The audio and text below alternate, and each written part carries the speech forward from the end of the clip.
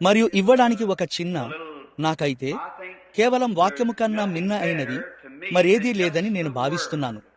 వినుట వలన విశ్వాసం కలుగును, మరియు అది దేవుని యొక్క వాక్యము వినుట వలనై ఉన్నది. బుధవారాల్లో మరియు బహుశా ఆదివారాల్లో, ఆదివారపు ఆరాధనలో ఏదో ఒక దానిలో కాపరికి కొంచెం విశ్రాంతి ఇచ్చెదము. దానికి అతడు చాలా అర్హుడై ఉన్నాడు. మరియు మనం పరిశుద్ధ గ్రంథములోని ఒక పుస్తకాన్ని తీసుకుందామని అనుకున్నాను. మనం అలా చేసేవాళ్ళం, మరియు కొన్నిసార్లు దాని మీద 1 సంవత్సరం వరకు ఉండేవాళ్ళము. మనం ప్రకటన గ్రంథం మీద స్థిరంగా 1 సంవత్సరం పాటు గడిపిన ఒక సమయం నాకు జ్ఞాపకమున్నది. అయితే ఓ మై, మనము నేర్చుకున్న ఆ విషయాలు, మరియు అది ఎంత అద్భుతంగా ఉన్నదో. అటు పిమ్మట మనము వెనకకు వెళ్లి మరియు దానియేలు గ్రంథాన్ని లేదా ఆదికాండమును లేదా నిర్గమాకాండమును తీసుకున్నాము, మరియు కేవలం వాటిని అధ్యాయాల వారిగా తీసుకున్నాము, మరియు అది సరిగ్గా బైబిల్ అంతటినీ కలిపి ముడివేస్తుంది. ఓ, నేను దానిని ప్రేమిస్తున్నాను. కాసేపైన తర్వాత మనము పొందుకోవలసి ఉన్నది. ప్రభువు మనల్ని ఆశీర్వదించుటను కొనసాగించి మరియు మనం ముందుకు వెళ్లిన ఎడల మనం ఇక్కడ కొన్ని నిజమైన లోతైన విషయాలలోనికి ప్రవేశిస్తాము, నిజంగా లోతైన కార్యములు. మరియు మనం దానితో పాటు లేఖనము గుండా ఒక చోటు నుండి మరొక చోటుకి వెళ్తాము. మరియు నేను లేఖనాన్ని లేఖనముతో పోల్చుటకు ఇష్టపడతాను. అది ఆ విధంగా ఉండవలసి ఉన్నది. అది కేవలం అందమైన ఒక గొప్ప చిత్రమై ఉన్నది. మరియు మనం అధ్యయనం చేయుచున్న ఈ పుస్తకంలో మనము దానిలోనికి ప్రవేశించబోచున్నాము. ఓ, రక్షణ మరియు దైవిక స్వస్థత మరియు అద్భుతములు మరియు కనికరములు మరియు అన్నీ ఇందులో వస్తాయి. మరియు బహుశా నేను కూటములకు వెళ్లవలసిన పరిస్థితికి నేను వచ్చినప్పుడు, నేను ఎప్పుడు ఒక కూటమునకు వెళ్తానో, ఎప్పుడు ఒక కూటమునకు పిలువబడతానో నాకు అసలు తెలియదు. ఎందుకంటే ఒక నిర్దిష్ట పనిని చేయడానికి నేను నడిపించబడినట్లు అనిపించనంత వరకు నేను ముందుగా ఏది ఏర్పాటు చేసుకోను. మరియు బహుశా అది ఉదయానికి ముందే కావచ్చు. నేను కాలిఫోర్నియాకు వెళ్ళవచ్చును, మెయిన్ వరకు, లేదా కేవలం ఆయన నన్ను ఎక్కడికి పిలుస్తాడో అక్కడికి వెళ్ళవచ్చును. ఆ కారణము చేతనే నేను గొప్పగా సుదీర్ఘ ప్రయాణ ప్రణాళికలను ఏర్పాటు చేసుకోను. ఎందుకనగా నేను దానిని చెయ్యలేను. నా పరిచర్య ఆ విధంగా రూపించబడలేదు, మరియు అది కేవలం భిన్నమైనది. మరియు ఇప్పుడు నేను కొద్దిగా విశ్రాంతి కోసం ఇంటికి వచ్చాను. ఈ చివరి కూటములో నేను 20 పౌండ్లు తగ్గాను. సహోదరుడు మెర్సియర్ మరియు సహోదరుడు గోడ్ కొద్దిసేపటి క్రితం ఉన్నారు, మరియు ఇట్లా అన్నారు, సహోదరుడు బ్రెన్హామ్, నీవు చేసేది నేను గమనించాను. నీవు నీ హృదయమంతటినీ దానిలో పెడతావు. నేనిట్లా అన్నాను, ప్రభు కొరకు మీరు ఒక సరైన పనిని చేయగల ఏకైక మార్గం అదే అయి ఉన్నది. అదేదనగా మీకున్న ప్రతి దానిని, మీ శక్తి అంతటిని, మీ ప్రాణమంతటిని, మీ హృదయం అంతటిని, మీ మనస్సంతటిని, మీకున్న ప్రతి దానిని క్రీస్తు కొరకు ముందంజలో ఉంచుట అయ్యున్నది. మీరు ఏదైనా చేస్తున్నప్పుడు దానిని సరిగ్గా చేయండి, లేదా దానిని అసలు చేయకండి. చూడండి, కేవలం దానిని వదిలేయండి.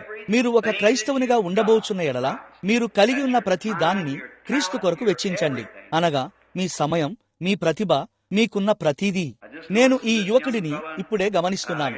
అక్కడ పాట పాడుతూ వాయిద్యాన్ని వాయిస్తున్న ఆమె నీ భార్య కదా, సహోదరుడా బర్న్స్, ఆ యువజంట. మరియు అది ఒక పియానో కాదు, అది ఒక ఆర్గన్ కూడా కాదు, కానీ అది ఏదో ఒక రకమైన వాయిద్యమై ఉన్నది. వారు దానిని పట్టుకొని వాయిస్తూ మరియు ప్రభు కొరకు ఏదో ఒకటి చేస్తుంటారు. బహుశా మీరు అలా చేస్తూ మరియు పాడుచు అట్లు ఆత్మలను గెలుచుదురు. అదేమైనా గాని ఏదో ఒకటి చేయండి. ఒకవేళ మీరు ఈల వేయగలిగితే సరి, ఈల వేయండి. ఏదో ఒకటి చేయండి. కేవలం సాక్ష్యం ఇవ్వండి, లేదా దేవుని రాజ్యము కొరకు ఏదైనా చెయ్యండి. మీరు ఏది కలిగి ఉన్నా దానిని దేవుని సేవలో ఉపయోగించండి. ఇప్పుడు మేము ఎక్కువసేపు ఉండడానికి ప్రయత్నించడం లేదు, ఎందుకనగా మీరు పని చేస్తారని నాకు తెలుసు. మీరు ప్రొద్దున్నే లేవవలసి ఉన్నది, మరియు నేను ప్రతి ఉదయం ఉడతల వేటకు వెళ్ళుచున్నాను. నేను మీకు నిజం మాత్రమే చెబుతాను, నేను చేస్తున్నది అదే అయి ఉన్నది. అందునిమిత్తమే నేను ఇంటికి వస్తాను, కొంచెం విశ్రాంతి తీసుకోవడం కోసమే. మరియు కావున నేను దాదాపు 4 గంటలకు లేచి అడవికి వెళ్లి మరియు కొద్దిగా వేటాడి మరియు పిమ్మట నిద్రపోచున్నాను. మరియు నేను ఆ బరువులో కొంత భాగాన్ని తిరిగి పొందుచున్నాను. తద్వారా నేను కొంత సమయం తర్వాత విశ్రాంతి తీసుకుంటాను, ప్రభు చిత్తమైతే. మరియు ప్రతిదీ బాగానే ఉంది. సరే, ఇప్పుడు మేము మీ పరిశుద్ధ గ్రంథములను ఇవ్వబోచున్నాము. మీరు ప్రతి రాత్రి మీ బైబిల్ గ్రంథములను తెచ్చుకోవాలని నేను కోరుచున్నాను. మీరు అలా చేయగలరు. ఎవరికైనా కొన్ని లేని ఎడల, చదువుచున్నప్పుడు ఎవరైనా అనుసరించాలనుకున్న ఎడల, మేము ఇక్కడ కొన్నిటిని కలిగి ఉన్నాము. ఆ ద్వారపాలకులలో కొందరు వాటిని అందజేస్తారు. ఎవరికైనా ఒకటి కావాలా? సరే, కేవలం మీ చేయి పైకెత్తండి. సహోదరు డాక్ ఇక్కడికి వచ్చి మరియు ఈ బైబిళ్లను తీసుకుంటాడేమోనని ఆశ్చర్యపోవచ్చున్నాను.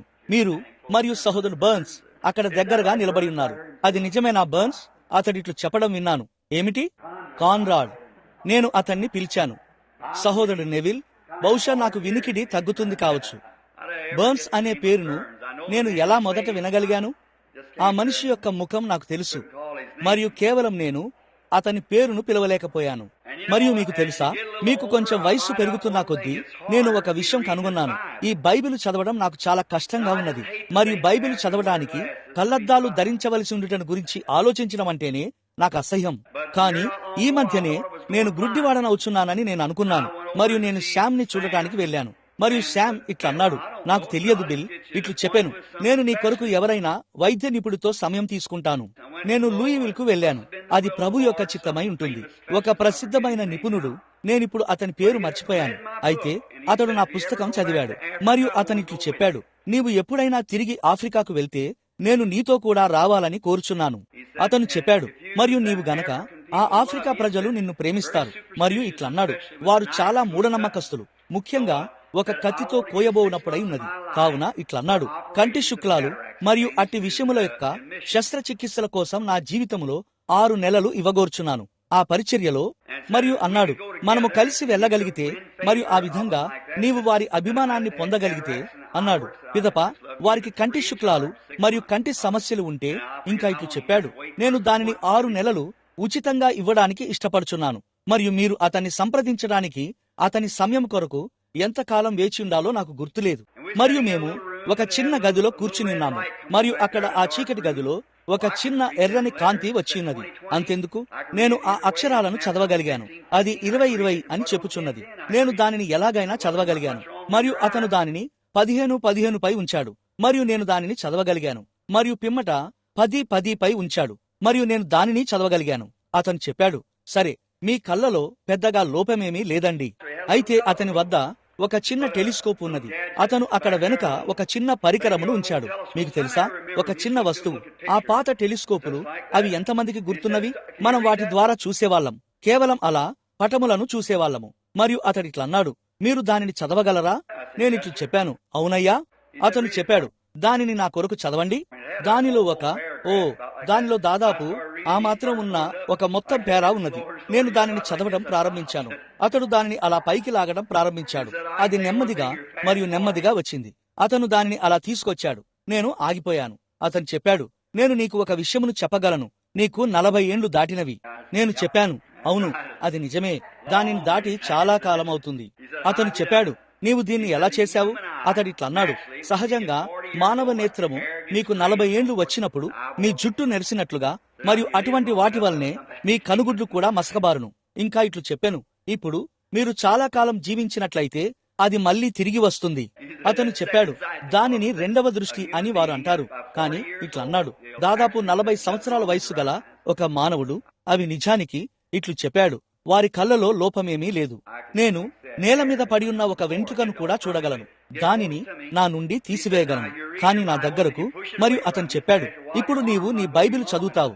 ఇంకా ఇట్లా అన్నాడు, నీవు దానిని నీ నుండి దూరంగా ఉంచుతావు. ఇలా అన్నాడు, కొంతకాలం తర్వాత మీ చేయి తగినంత పొడవు ఉండదు. దానిని పట్టుకొనుటకు చాలినంత దూరంగా నీవు దానిని చాపలేవు. అందువలన అతను నాకు ఒక జత కళ్లద్దాలు చేశాడు. మరియు దానిలో దిగువ భాగము అది చదువుట కొరకై ఉన్నది. అతను చెప్పాడు, ఇప్పుడు నీవు నీ యొక్క వేదికపై, మీకు తెలుసా, ఇక్కడ ఉన్న గౌరవప్రదమైన బోధకులలో నేను ఒకడినని అతను అనుకున్నాడు. మరియు కావున ఇలా అన్నాడు, పై భాగము సాధారణ గాజు అద్దమై ఉన్నది. సాధారణ గాజు మాత్రమే.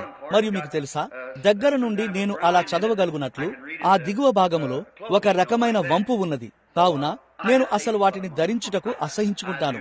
అవును. మరియు ఇప్పుడు బైబిల్ బోధనలో మరి నేను ఈ రాత్రికి క్రొత్త నిబంధనను కలిగి ఉన్నాను. కావున అది నాకు కాలిన్స్ క్రొత్త నిబంధనను కలిగి ఉన్నాను. మరియు అది మంచి పరిమాణ ముద్రణను కలిగి ఉన్నది. కానీ ఇప్పుడు నేను మరొక దానిలోనికి తిరిగి వచ్చినప్పుడు బహుశా నేను ఆ పాత ప్రియమైన వాటి వద్దకు వెళ్లి మరియు వాటిలో నుండి చదవవలసి ఉంటుంది.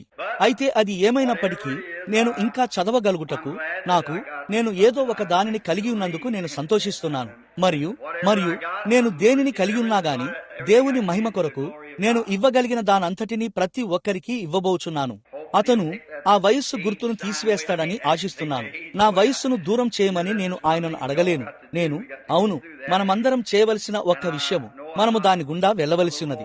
మరియు నేను ఒకప్పటి వలె ఇక్కడ వేదికపై నిలబడిన ఒక చిన్న పిల్లవాణ్ణి కాదని నాకు తెలుసు.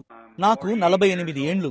మరియు కేవలం ఆలోచించండి సహోదర మైక్, మరో 2 ఏండ్లలో 50 ఏండ్ల వాణ్ణవుతాను. దానిని నేను నమ్మలేకపోతున్నాను. నేను కేవలం 2 ఏళ్ల క్రితం వరకు నాకు 20 దాటినవన్న సంగతి నాకసలు తెలియదు. అది నిజము. నేను దానిని నమ్మలేకపోయాను. ఇంకా నేను అద్దములో చూసే వరకు నమ్మడం నాకు కష్టంగా ఉండెను. మరియు అప్పుడు అది అట్లున్నదని నేను తెలుసుకున్నాను. కానీ కేవలం చూడటానికైతే నేను నా జీవితంలో ఎన్నడూ అనుభవించనంత మంచి అనుభూతిని పొందుచున్నాను. మరియు నేను దానికి కూడా కృతజ్ఞుడనై ఉన్నాను. సకల స్తోత్రములు దేవునికే కలుగునుగాక. ఇప్పుడు మనము హెబ్రీల గ్రంథమును అధ్యయనం చేస్తున్నాము. ఇది బైబిల్లోని అత్యంత లోతైన, అత్యంత సంపన్నమైన గ్రంథములలో ఒకటి. నేను మీకు చెప్పుచున్నదేమనగా, ఇది నిజంగా ఎలాంటి పుస్తకమంటే, దేవుడు అనుమతించి మరియు మనం దీనిలోనికి వెళ్లి చూసిన ఎడల మనము అన్ని వేళలా దేవుని స్తుతిస్తూ కేకలు వేసేంతగా దీనిలో బంగారు మాటలను మనం కనుగొంటాము. మరియు ఇప్పుడు నేను హెబ్రీ పత్రిక అనేది ఇది నిజంగా ఏమిటనగా, ఇది పరిశుద్ధ పౌలు చేత వ్రాయబడినదని భావించబడుతుంది.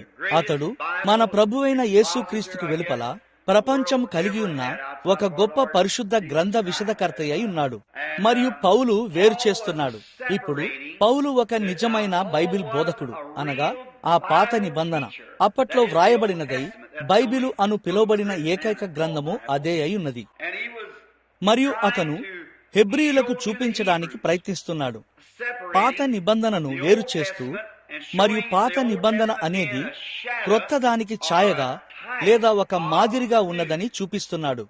అక్కడే మనము ఆ గురిని తాకి, మరియు సరిగ్గా అక్కడే ఆ ఒక్క ఆలోచన పైనే అక్కడే 3 నెలల పాటు ఉండవచ్చు. వెంటనే వెనక్కి వెళ్లాలంటే మనమిప్పుడు మన బైబిళ్లను తిరగేయగలిగితే, అవును, మనము హెబ్రీ పత్రిక 1వ అధ్యాయంపై ఉన్నాము. అయితే మనము ప్రకటన 12వ అధ్యాయాన్ని తిప్పిన ఎడల ఆ ఛాయలను మీరు దానిని మరలా పరిపూర్ణముగా చూసెదరు. ఒకవేళ మీ పెన్సిళ్లను కలిగి ఉండి మరియు లేఖనాలను వ్రాసుకొనబోచున్న మీరు హెబ్రీలో ప్రకటన 11లో యోహాను పద్మసు ద్వీపంలో ఆకాశములో నిలబడి ఉన్న ఒక స్త్రీని చూడటం మనం కనుగొంటాము. మరియు ఆమె తన శిరస్సు మీద సూర్యుణ్ణి మరియు తన పాదాల క్రింద చంద్రుణ్ణి కలిగి ఉన్నది. మరియు ఆ స్త్రీ గర్భిణి అయ్యుండి ప్రసవ వేదన పడుచున్నది. ఆమె ఒక మగ శిశువును కన్నది. ఆ శిశువు పుట్టిన వెంటనే దానిని మింగివేయడానికి ఎర్రటి ఘట సర్పము నిల్చుండెను. మరియు ఆ శిశువు పరలోకములోనికి కొనిపోబడెను. మరియు ఆ స్త్రీ అరణ్యమునకు పారిపోయెను. అక్కడ ఆమె ఒక కాలములు మరియు అర్ధ కాలము లేదా ఒక ప్రత్యేక కాలము వరకు పోషించబడెను. ఇప్పుడు ఆ స్త్రీ సంగమునకు సాదృశ్యముగా ఉన్నది. మరియు ఆమె కన్న ఆ శిశువు క్రీస్తే. ఆమె పాదాల క్రిందనున్న చంద్రుడు ధర్మశాస్త్రము, ఆమె శిరస్సు మీదనున్న సూర్యుడు కృప, ఆమె కిరీటములో ఉన్న 12 నక్షత్రాలు 12 మంది అపోస్తలులు. మరియు అక్కడే అది ఉన్నది. ఆ 12 అపోస్తలులు క్రొత్త నిబంధన యొక్క మహిమ లేదా కిరీటమై ఉన్నారు. చూశారా? ఏలయనగా వేయబడినది తప్ప మరి ఏ ఇతర పునాదులు వేయబడజాలవు. చూశారా? అది ఆ పునాది, ఆ క్రొత్త నిబంధన, ఆ అపోస్తలుల యొక్క ఆ సిద్ధాంతము మరియు మొదలైనవి క్రొత్త నిబంధన యొక్క పునాది కిరీటమై ఉన్నవి. మరియు పిదప చంద్రుడు సూర్యుని యొక్క ఛాయ అయి ఉన్నాడు. సూర్యుడు భూమి వెనుక ఉన్నప్పుడు తన యొక్క కాంతిని ప్రతిబింబిస్తాడు. మరియు రాత్రిపూట నడవటానికి చంద్రుడు కాంతిని ఇస్తాడు. మరియు ఇక్కడ మనం ఎటువంటి ఒక అందమైన దృశ్యమును కలిగి ఉన్నాము కదా. మరొక అందమైన దృశ్యము, సూర్యుడు క్రీస్తును సూచిస్తున్నాడు. ఆ చంద్రుడు సంఘమును సూచిస్తున్నాడు. అవి సరిగ్గా భార్యాభర్తల వలె ఉన్నవి. మరియు క్రీస్తు లేనప్పుడు సంఘము సువార్త అను చిన్న వెలుగును ప్రతిబింబిస్తుంది. మరియు కుమారుడు మరలా ఉదయించే వరకు అది దానిలో నడవవలసిన వెలుగై ఉన్నది. పిదప సంఘము మరియు కుమారుడు, చంద్రుడు మరియు సూర్యుడు ఒకదానితో ఒకటి కలిసిపోతారు. చూశారా? చంద్రుడు సూర్యునిలో ఒక భాగం మరియు సంఘము క్రీస్తులో ఒక భాగమై ఉన్నది. మరియు క్రీస్తు లేనప్పుడు సంఘము ఆయన యొక్క వెలుగును ప్రతిబింబిస్తుంది. మరియు పిదప చంద్రుడు ప్రకాశించుటను మనం చూడగలిగినంత ఖచ్చితంగా సూర్యుడు ఎక్కడో ప్రకాశిస్తున్నాడని అది చూపిస్తుంది. మరియు సంఘము క్రీస్తు యొక్క వెలుగును ప్రతిబింబిస్తున్నంత కాలము క్రీస్తు ఎక్కడో సజీవముగా ఉండి ఉన్నాడు. ఆమేన్. దానిని గూర్చి ఆలోచించండి. ఇప్పుడు ధర్మశాస్త్రము కృపకు మాదిరిగా ఉన్నది, కానీ ధర్మశాస్త్రము రక్షించే శక్తిని కలిగి లేదు. ధర్మశాస్త్రము కేవలం ధర్మశాస్త్రము అనేది ఒక పోలీసు మిమ్మల్ని జైల్లో పెడతాడు. కానీ మీరు చూడండి, జైలు నుండి మిమ్మల్ని బయటకు తీసుకురావడానికి కృప అవసరమైనది. చూశారా? కాబట్టి క్రీస్తు యొక్క రక్తము, సువార్త పాపము నుండి మనలను విడిపించును. ధర్మశాస్త్రము కేవలం మనల్ని పాపులనుగా చేస్తుంది. ధర్మశాస్త్రము కేవలం ఇట్లు చెప్పినది, నువ్వు ఒక పాపివి, నీవు దొంగిలించవద్దు, నీవు వ్యభిచరించవద్దు, నీవు అబద్ధ సాక్ష్యం పలకవద్దు. చూశారా? అది నీవు తప్పు చేశావు మరియు నీవు దోషివి అని చెప్పే ఒక పోలీస్ అయి ఉన్నది. అయితే సువార్త ఒక శుభవార్త అయి ఉన్నది. మన అపరాధముల నుండి, ధర్మశాస్త్ర అతిక్రమముల నుండి మనలను రక్షించడానికి క్రీస్తు మరణించెను. మనలను బయటకు తెచ్చుటకు క్రీస్తు మరణించెను. ఇప్పుడు పౌలు అతడు మారిన వెంటనే అతడు ఏ సెమినరీని సంప్రదించలేదు, లేదా ఏ సేవకులను కూడా అతడు సంప్రదించలేదు. అయితే మీరు గమనించారా? అతడు అరేబియాకు వెళ్లి మరియు 3 సంవత్సరాలు అక్కడ అరేబియాలో గడిపెను. ఇప్పుడు ఇది నా అభిప్రాయం ప్రకారము అది ఇప్పుడు మనము దీని నేపథ్యాన్ని పొందవలసి ఉన్నది. తద్వారా అది ఎంత ముఖ్యమైనదో మనం తెలుసుకుంటాము. మరియు ఈ రాత్రి మొదటి పాఠం ఏదనగా మనము మన నేపథ్యాన్ని తీసుకుంటాము. ఇప్పుడు పౌలు అటువంటి ఒక బైబిల్ బోధకుడై ఉండెను. ఎందుకనగా అతడు అన్ని కాలములలో ప్రసిద్ధి చెందిన ఆ గొప్ప గమలియేలు క్రింద బోధించబడ్డాడు. మరియు అతడు ఆనాటి అత్యంత సుప్రసిద్ధమైన వారిలో ఒకడు. అతడు ఆ ధర్మశాస్త్రము మరియు ప్రవక్తలను గూర్చిన గొప్ప బోధకుడు. కాబట్టి పౌలు ఆ విషయాలలో బాగా తర్ఫీదు పొందాడు. మరియు పిదప ఇట్లుండుటను బట్టి నేను అతన్ని ఇష్టపడుచున్నాను. ఈ గొప్ప ప్రత్యక్షత అతని హృదయములో నిజాయితీగా ఉన్నాడు. ఒక నరహంతకుడు స్టెఫెను మరణానికి సమ్మతించాడు మరియు రాళ్లతో కొట్టబడి చంపబడుట వలన ఆ రాళ్లు మరియు మట్టి దిబ్బల క్రింద స్టెఫెను చనిపోవుటను చూశాడు.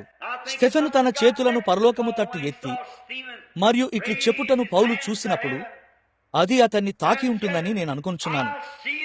ఆకాశము తెరవబడుటను నేను చూస్తున్నాను. మనుష్య కుమారుడు దేవుని కుడిపార్శ్వమందు నిలిచి ఉండుటయు నేను చూచుచున్నాను. మరియు అతడిట్లన్నాడు, తండ్రి, వారి మీద ఈ పాపము మోపకము. మరియు అతడు నిద్రించెను. మీరు దానిని గమనించారా? అతడు ఎన్నడూ మరణించలేదు, అతడు నిద్రించాడు. అతడు తరువాత ఎన్నడూ మరొక రాతి దెబ్బను అనుభవించాడని నేను నమ్మను. తల్లి రొమ్మున ఒక పసిబిడ్డ నిద్రపోవునట్లే స్టెఫెను దేవుని చేతుల్లో నిద్రించాడు. పౌలు విషయంలో ఏదో ఉన్నది, అది అతన్ని తాకినది. అప్పుడు అతడు దానితో పోరాడటానికి ప్రయత్నిస్తూ తన నమ్మకానికి కట్టుబడిన వ్యక్తి వలెనే అతడు ప్రధాన యాజకుని వద్దకు వెళ్లి మరియు కొన్ని పత్రాలను తెచ్చుకున్నాడు. ఇట్లన్నాడు, ఆ గోల చేస్తున్న ప్రజలందరినీ మరియు ఆ మత విరోధులను నేను అరెస్టు చేస్తాను. అది ఎట్లు పరిగణించబడుతుందంటే, ఈనాడు మనం ఏదో అధిక మూఢభక్తి గల మతోన్మాదులు లేదా అటువంటిది ఏదో అని పిలుస్తాము. వారు ఎంతో గోల చేస్తూ గందరగోళాన్ని కలగజేస్తున్నారు. మేము అక్కడికి వెళ్లి మరియు దానిని పరిష్కరిస్తాము. మరియు అతని మార్గములో అది మనం ప్రయాణం చేయనటువంటి ఒక గొప్ప రహదారి కాదు. మరియు పాలస్తీనాలోని ఆ దారులు కేవలం చిన్న త్రోవలు. ఎక్కడైతే ఆ పశువులు మరియు గొర్రెలు, గుర్రాలు, గాడిదలు, ఒంటెలు కొండల మీదుగా వెళ్ళునో అట్టి అడవులలోని ఆవుల కాలిబాట వంటివి. మరియు ఒకరోజు పౌలు దమస్కునకు వెళ్లే దారిలో దాదాపు మధ్యాహ్న వేళలో ప్రకాశిస్తున్న ఒక గొప్ప వెలుగు అతన్ని నేల మీదకి పడద్రోసెను. పౌలు తప్ప మరెవరూ దానిని చూడలేదు. మీరు దానిని గమనించాలని నేను కోరుచున్నాను. మరియు సరిగ్గా ఇక్కడ ఇప్పుడు ఇది వ్యక్తిగతమైనది కాదు, కానీ కేవలం మనం దీని యొక్క నేపథ్యములోనికి వెళ్ళుటను బట్టి అయి ఉన్నది. తద్వారా మీరు గ్రహిస్తారు, అదే యేసు. ఇప్పుడు ఆయన ఇక్కడ భూమి మీద ఉన్నప్పుడు ఆయన ఇట్లు చెప్పెను, నేను దేవుని యొద్ద నుండి వచ్చి ఉన్నాను మరియు నేను తిరిగి దేవుని యొద్దకే వెళ్ళుదును. ఇప్పుడు ఆయన ఇశ్రాయేలీయులను నడిపించినప్పుడు ఆయన అగ్నిస్తంభముగా ఉండెను, మరియు ఆయన శరీరధారి ఆయన. పిదప ఆయన అదే అగ్నిస్తంభమునకు తిరిగి వెళ్ళెను. మరియు ఆయన దమస్కు మార్గమున పౌలును కలిసినప్పుడు ఆయనే ఆ అగ్నిస్తంభము, ఆ వెలుగై ఉండెను. చూడండి, ఒక గొప్ప వెలుగు. మరియు పౌలు ఇట్లా అన్నాడు, నేను హింసించుచున్నది ఎవరిని? ఆయన ఇట్లు చెప్పెను, నేను నీవు హింసించుచున్న యేసును, ఆ వెలుగు. ఓ, ఆయన అద్భుతమైన వాడు కాడా? మరియు ఈ రాత్రి ఆయన ఇక్కడ ఉన్నాడు, సరిగ్గా ఇక్కడ మనతో ఉన్నాడు. సరిగ్గా అక్కడే ఆయన ఫోటో తీయబడెను. అదే కార్యము. చూడండి, అగ్నిస్తంభము, వెలుగు. ఆయన ఎట్లు ఉండెనో సరిగ్గా అట్లే నిన్న, నేడు మరియు నిరంతరము ఒక్కటే రీతిగా ఉన్నాడు. ఇప్పుడు అతనితో కూడా ఉన్న మనుష్యులు ఆ వెలుగును చూడలేదు, కానీ అది అదే విధంగా అక్కడ ఉన్నది. ఫలితాలు ఒకే రీతిగా వచ్చాయి. ఇప్పుడు ఈ భవనంలో ఎవరైనా క్రీస్తును చూడగలిగి మరియు ఇంకెవ్వరూ ఆయనను చూడలేకపోతే అన్నది సాధ్యమేనా? నిశ్చయంగా అది అక్కడ జరిగినది. ఒక రాత్రి పేతురు చెరసాలలో ఉన్నప్పుడు కూడా అది జరిగినది. మరియు ఆ వెలుగు చెరసాలలోనికి వచ్చి మరియు పేతురును తాకెను. మరియు లోపటి కావలిని, బయటి కావలిని దాటుకొని ఆ ద్వారము అనగా ఆ ముఖద్వారమును దాటి మరియు నగర ద్వారమును దాటి వెళ్ళెను. పేతురు, నేను కలగంటున్నానేమో అని అన్నాడు. అయితే అతడు చుట్టూ చూశాడు, కాని ఆ వెలుగు వెళ్ళిపోయాను. అది క్రీస్తు, ఆ నిత్యమైన శాశ్వతమైన వెలుగు. ఆయన అక్కడ ఉన్నాడు ఇప్పుడు ఆ దారిలో. మరియు చూడండి, మరొక విషయం, మనము దీని గురించి మాట్లాడినట్లయితే అది ఇప్పుడే నా మనసులోకి వచ్చినది. అయితే భారతదేశం నుండి ఆ నక్షత్రమును వెంబడించిన ఆ తూర్పు దేశపు జ్ఞానులు నెలలు తరబడి లోయలు మరియు ఎడారుల గుండా వచ్చుచుండిరి. నక్షత్ర పరిశోధనా శాలలను దాటి వచ్చిరి. మరియు వారు రాత్రి వేళను నక్షత్రాల ద్వారా గమనించేవారు. మరియు ఆ జ్ఞానులు తప్ప ఏ చరిత్రకారుడైనా లేదా మరెవరైనా ఎన్నడైనా ఆ నక్షత్రాన్ని చూసినట్లు ప్రస్తావించలేదు. దానిని చూడటం వారి కొరకు మాత్రమే ఉద్దేశించబడినది. కాబట్టి మరొకరు చూడలేని విషయాలను మీరు చూడవచ్చు. మీకైతే అదొక వాస్తవమై ఉన్నది, అతనికైతే వారు దానిని గ్రహించరు. సరిగ్గా ఒక మార్పు వలె ఉన్నది. నీవు మార్పు నొంది మరియు దేవుని ఆశీర్వాదాలను ఆనందించుచు సరిగ్గా దేవుని దీవెనలను త్రాగుచుండవచ్చును. మరియు నీ ప్రక్కన కూర్చున్న తదుపరి వ్యక్తి ఇట్లనవచ్చును, నాకసలు ఒక్క విషయం కూడా కనబడలేదు. చూశారా, అది అంతే. నాకు అసలు అది అర్థం కావడం లేదు. అదంతా దేని గూర్చియో నేను చూడటం లేదు. సరి, అతడు అసలు దానిని గ్రహించుటలేదు. అదంతే, నీవు ఎక్కడ ఉన్నావన్న దానిని. ఇప్పుడు గమనించండి, పౌలు తన దారిలో ఉన్నాడు మరియు ఈ గొప్ప అనుభవం అతనికి జరిగిన వెంటనే ఇప్పుడు అతను సంతృప్తి చెందలేదు. పౌలును అంత మంచివానిగా చేసినది అదే. ఇప్పుడు ఈ రాత్రి మన పాఠము లోతైనదేమీ కాదు. ఇది లోతు లేని పాఠం. కానీ మనము కొంత సమయం తర్వాత లోతుగా వెళ్తాము. కానీ ఇది చాలా లోతు లేని పాఠమై ఉన్నది. అయితే ఇది ప్రారంభం మాత్రమే. మరియు ఇది ఏమిటనగా, ఇది యేసుక్రీస్తును హెచ్చించుచున్న ఒక విషయమై ఉన్నది. ప్రారంభించుటకు పౌలు మరియు అతడు దీనిని చేయుటకు ముందు పౌలు ఒక బైబిల్ పండితుడై ఉన్నాడు. మరియు ఒక బైబిల్ పండితుడు తన సిద్ధాంతాన్ని అనుభవాల మీద ఎన్నటికీ ఆధారపడనీయడు. లేదు అయ్యా, వారు తమ సిద్ధాంతాన్ని ఎన్నడూ ఒక అనుభవం మీద ఆధారపడనీయరు. మీకు ఎలాంటి అనుభవమైనా ఉండవచ్చు, కానీ అది యెహోవా ఇలాగు సెలవిచ్చుచున్నాడు అయి ఉండవలసి ఉన్నది. అది నిజము. ఇప్పుడు పాత నిబంధనలో వారు వర్తమానాన్ని తెలుసుకునేందుకు 3 విభిన్న మార్గాలను వారు కలిగి ఉన్నారు. మొదటిది ధర్మశాస్త్రము. అది కేవలం ధర్మశాస్త్రము. పిదప వారికి ఒక ప్రవక్త ఉండెను, ఒక కలలు కనేవాడు. మరియు వారు ఊరీము తుమ్మీమును కలిగి ఉన్నారు. ఇప్పుడు అది కొంచెం లోతుగా ఉండవచ్చును. ఊరీము తుమ్మీము అనేది అహరోను తన రొమ్ముపై ధరించిన పతకమై ఉన్నది. దానిలో 12 రాళ్లు ఉన్నవి. సూర్యకాంతము, నీలము, కెంపు మొదలగునవి కలవు. ఆ 12 పెద్ద రాళ్లన్నిటినీ వారు ఆ పతకములో కలిగి ఉన్నారు. ఇశ్రాయేలు 12 గోత్రాలలో ప్రతి గోత్రానికి అతడు ప్రధాన యాజకుడని అది చూపించుచున్నది. ఈ పతకము సంఘములో ఒక స్తంభానికి వ్రేలాడదీయబడి ఉంటుంది. మరియు ఒక ప్రవక్త ప్రవచించినప్పుడు అది సరైనదో కాదో అన్న నిశ్చయతను వారు కలిగి ఉండగోరినప్పుడు ఆ ప్రవక్తలు లేదా కలలు కనేవారు ఈ ఊరీము తుమ్మీము ముందు నిలబడి మరియు అతడు తన కలను లేదా తన దర్శనాన్ని తాను చూసిన దానిని చెప్తాడు. మరియు పవిత్రమైన ఆ వెలుగు, మీరు దానిని చూస్తున్నారా? దేవుడు ఎల్లప్పుడూ సహజాతీతమైన పరిధిలో నివసిస్తాడు. ఈ స్వరము బయలు వెళ్లే వరకు ఆ కాంతుల యొక్క మిశ్రమము కేవలము సహజమైనవే. మరియు ఆ స్వరము ఆ రాళ్లను తాకినప్పుడు అది సహజాతీతమైనది కానిచో అది నిశ్చలమైపోతుంది. అయితే అది సహజాతీతమైనది అయినచో ఆ కాంతులన్నీ కలిసి వర్షధనుస్సు రంగును ప్రతిబింబిస్తాయి. ఆమేన్. అప్పుడు అది దేవుడు మాట్లాడుటయ్యున్నది. అతడు నా ప్రవక్త, లేదా ఆ కళ నా యొద్ద నుండి వచ్చినది. ఆ ఊరీము తుమ్మీము ప్రకారం వారు తీర్పు తీరుస్తారు. సౌలు పడిపోయినప్పుడు జ్ఞాపకమున్నదా? అతడు ఒక కలను కనలేకపోయాడని అతడు చెప్పాడు. మరియు ప్రవక్త అయిన సమూయేలు మరణించెను మరియు ఎటువంటి మార్గము లేకుండెను. అతడికి అన్నాడు, ఊరీము కూడా నాతో మాటలాడలేదు. ఏమీ లేదు. సౌలు ఊరీము ముందు నిలబడ్డాడు మరియు అతని మాటలు చచ్చుబడిపోయాయి. చూశారా? దేవుడు అతన్ని తిరస్కరించాడు. మరియు ఆ ఊరీము తుమ్మీము అది అహరోనుకు తన యాజకత్వం యొక్క నిర్ధారణ అయి ఉన్నది. అహరోను వెళ్లిన తరువాత మోషే ఆ పతకము స్తంభానికి వ్రేలాడదీయబడి ఉన్నది. ఇప్పుడు యేసు మరణించినప్పుడు అహరోను సంబంధమైన యాజకత్వము ఆగిపోయినది. మరియు ఇప్పుడు కృప నుండి ధర్మశాస్త్రాన్ని వేరు చేస్తూ మనము ఇంకను ఒక ఊరీము తుమ్మీమును కలిగి ఉన్నాము. మరియు పౌలు దానిని ఉపయోగిస్తున్నాడు. చూశారా? దేవుని యొక్క అక్షయమైన, నిత్యమైన, శాశ్వతమైన వాక్యమే నేటి ఊరీము తుమ్మీము. చూశారా? ఎట్లనగా ఈ గ్రంథము నుండి ఎవరైనా దేనినైనా తీసివేసినా లేదా దీనికి మరి దేనినైనా కలిపినా దీనికి వెలుపలున్నదేది నాకు అవసరం లేదు, కానీ అది కలిగినదంతా నాకు కావలను. అలాంటి సంఘము మనకు కావలను.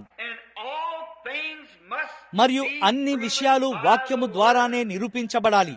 ఆ కారణము చేతనే నేను ఇటీవల కాలములో పెంతుకోస్తు ప్రజల మధ్య విఫలమయ్యాను. ఎందుకనగా ఇట్లు చెప్పుచుండేవాణ్ణి, మీ చేతుల నుండి నూనె కారుట లేదా మీ ముఖం నుండి రక్తము కారుట అనేది మీరు పరిశుద్ధాత్మను కలిగి ఉన్నారనుటకు ఒక సూచనగా ఎక్కడ ఉన్నదో నేను గ్రహించలేకున్నాను. అది లేఖనానుసారమైనది కాదు మరియు నేను దానిని తీసుకోలేకపోయాను. అది వాక్యము నుండి రావలసి ఉన్నది. మరియు ఇప్పుడు పౌలు అతడు కేవలం వాక్యాన్ని ప్రేమించాడు. కావున తాను పొందుకున్న ఈ అనుభవాన్ని గూర్చి ఎన్నడైనా అతడు సాక్ష్యమిచ్చుటకు ముందే అతడు 3 సంవత్సరాల వరకు ఐగుప్తునకు వెళ్ళెను. అది 3 సంవత్సరాలు అని నేను నమ్ముచున్నాను. ఐగుప్తులో 3 సంవత్సరాలు. మరియు అతడు ఏమి చేశాడని నేను నమ్ముచున్నానో మీకు తెలుసా? అతడు పాత నిబంధనను తీసుకొని మరియు పాత నిబంధనను పరిశీలించి మరియు అది నిజంగా సంపూర్ణంగా మెస్సయా అని అతడు కనుగొనినని నేను నమ్ముచున్నాను. అతడు తన అనుభవాన్ని బైబిలు ద్వారా నిరూపించవలసి ఉండెను. ఆమేన్. Oh my. అతడు చెరసాలలో ఉన్నప్పుడు అతన్ని చూడండి. మీరు గమనించండి, అతడు చాలా కాలం అక్కడ చెరసాలలో ఉన్నప్పటి కొంత సమయం అతని జీవితంలో ఉన్నది. అతడు ఎఫెసీ పుస్తకాన్ని వ్రాశాడు. అతడు ఈ హెబ్రీ పత్రికను వ్రాశాడు. చూశారా? అతనికి సమయం దొరికినది. దేవుడు అతన్ని అక్కడ ఒక చెరసాలలో ఉంచెను మరియు అతడు సంఘములకు ఈ పత్రికలను వ్రాశాడు. ఎఫెసీ సంఘమునకు ఒకటి రాశాడు. అతడు పెంతెకోస్తు సంఘమునకు ఒకటి రాశాడు. వారితో అనేక ఇబ్బందులు ఉండి ఉండెను. మిగతా ఎవరికంటేనూ ఎక్కువ ఇబ్బందులను అతడు పెంతెకోస్తు సంఘముతో ఎదుర్కొన్నాడు. ఇంకను అట్లే ఉన్నది. అయితే వారి నిమిత్తం అతడు కృతజ్ఞుడై ఉండెను. అతడు వారికి బోధించగలిగే ఒకే ఒక విషయం, వారు లోపలికి వచ్చినప్పుడు ఒకడు భాషతో మాట్లాడవలనని ఉన్నాడు, ఒకడు కీర్తన పాడవలనని ఉన్నాడు, ఒకడు భావోద్వేగంతో ఉన్నాడు, ఒకడు అనుభూతిని కలిగి ఉన్నాడు. అతడు నిత్య భద్రత గూర్చి వారితో మాట్లాడలేకపోయాడు. ముందు నిర్ణయం గూర్చి అతడు వారితో మాట్లాడలేకపోయాడు. అతడు వారితో మాట్లాడలేకపోయాను.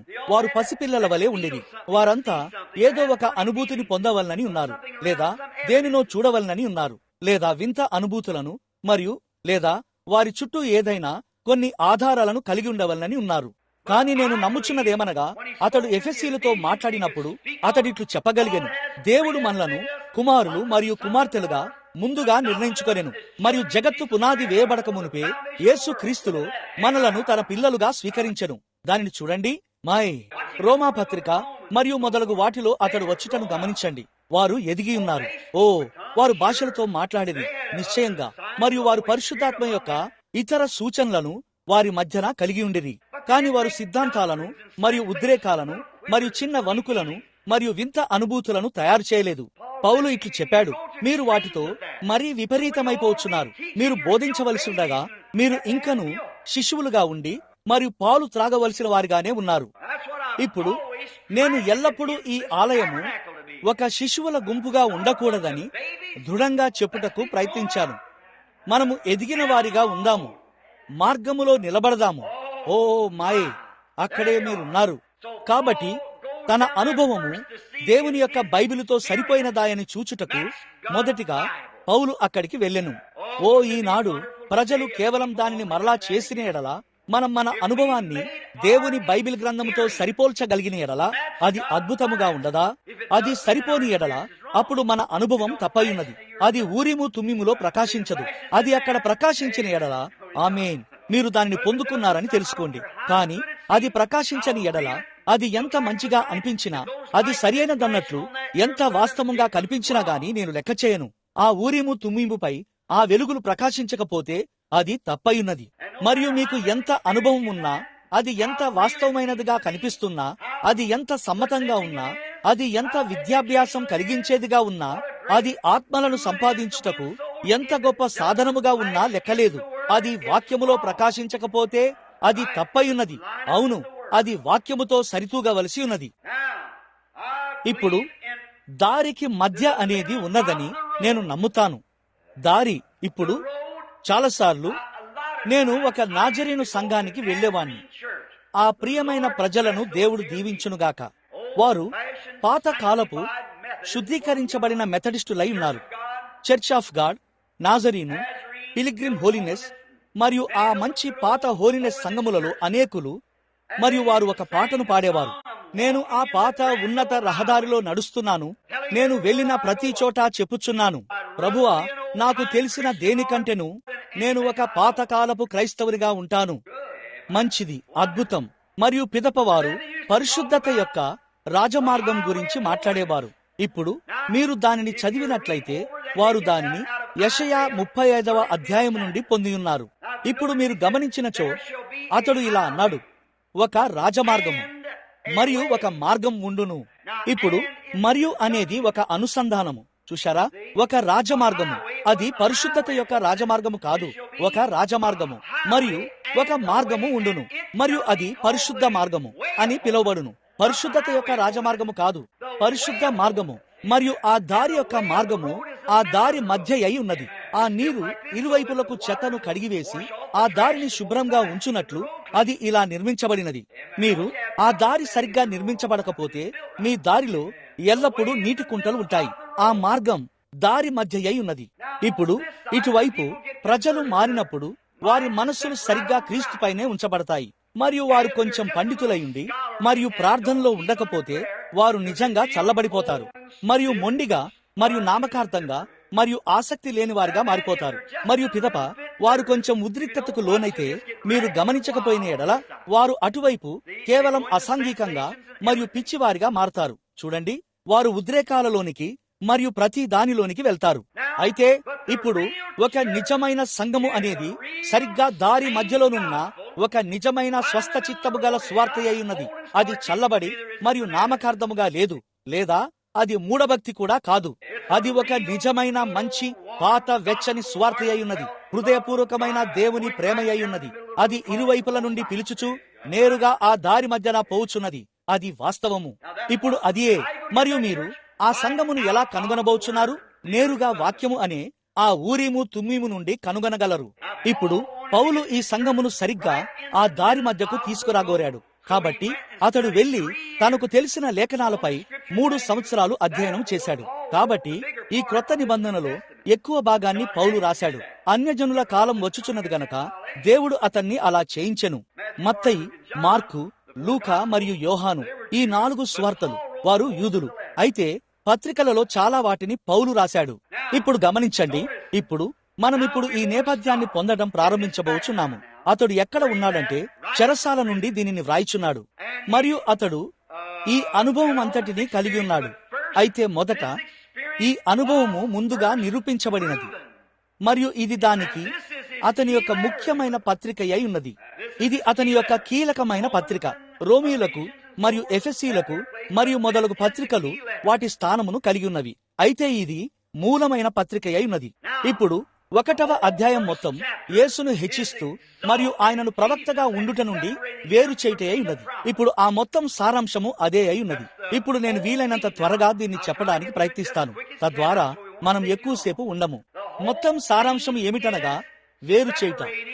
నూతన అధ్యాయ 1వ అధ్యాయం అనేది ఏ ఇతర ప్రవక్త నుండి అయినా యేసును వేరు చేయుచున్నది, లేదా ధర్మశాస్త్రం నుండైనా లేదా అటువంటి వాటి నుండైనా వేరు చేసి మరియు యేసు ఎవరని చూపిస్తున్నది. ఇప్పుడు చూడండి, దేవుడు ఈ మొట్టమొదటి పదంతో మనం ప్రారంభించుదాము. దేవుడు పూర్వకాలమందు నానా సమయములలోను, పూర్వకాలమందు అంటే గతములో, గడిచిన కాలమని అర్థము, నానా విధములుగాను ప్రవక్తల ద్వారా ఆ పూర్వకాలమందు మన పితరులతో మాట్లాడెను. ఇప్పుడు చూడండి, దేవుడు పూర్వము నానా సమయములలో ఆయన ప్రవక్తల ద్వారా పితరులతో మాట్లాడెను. ఆ విధంగా ఆయన తన ప్రవక్త ద్వారా తన వర్తమానాన్ని ఇవ్వవలసి ఉండెను.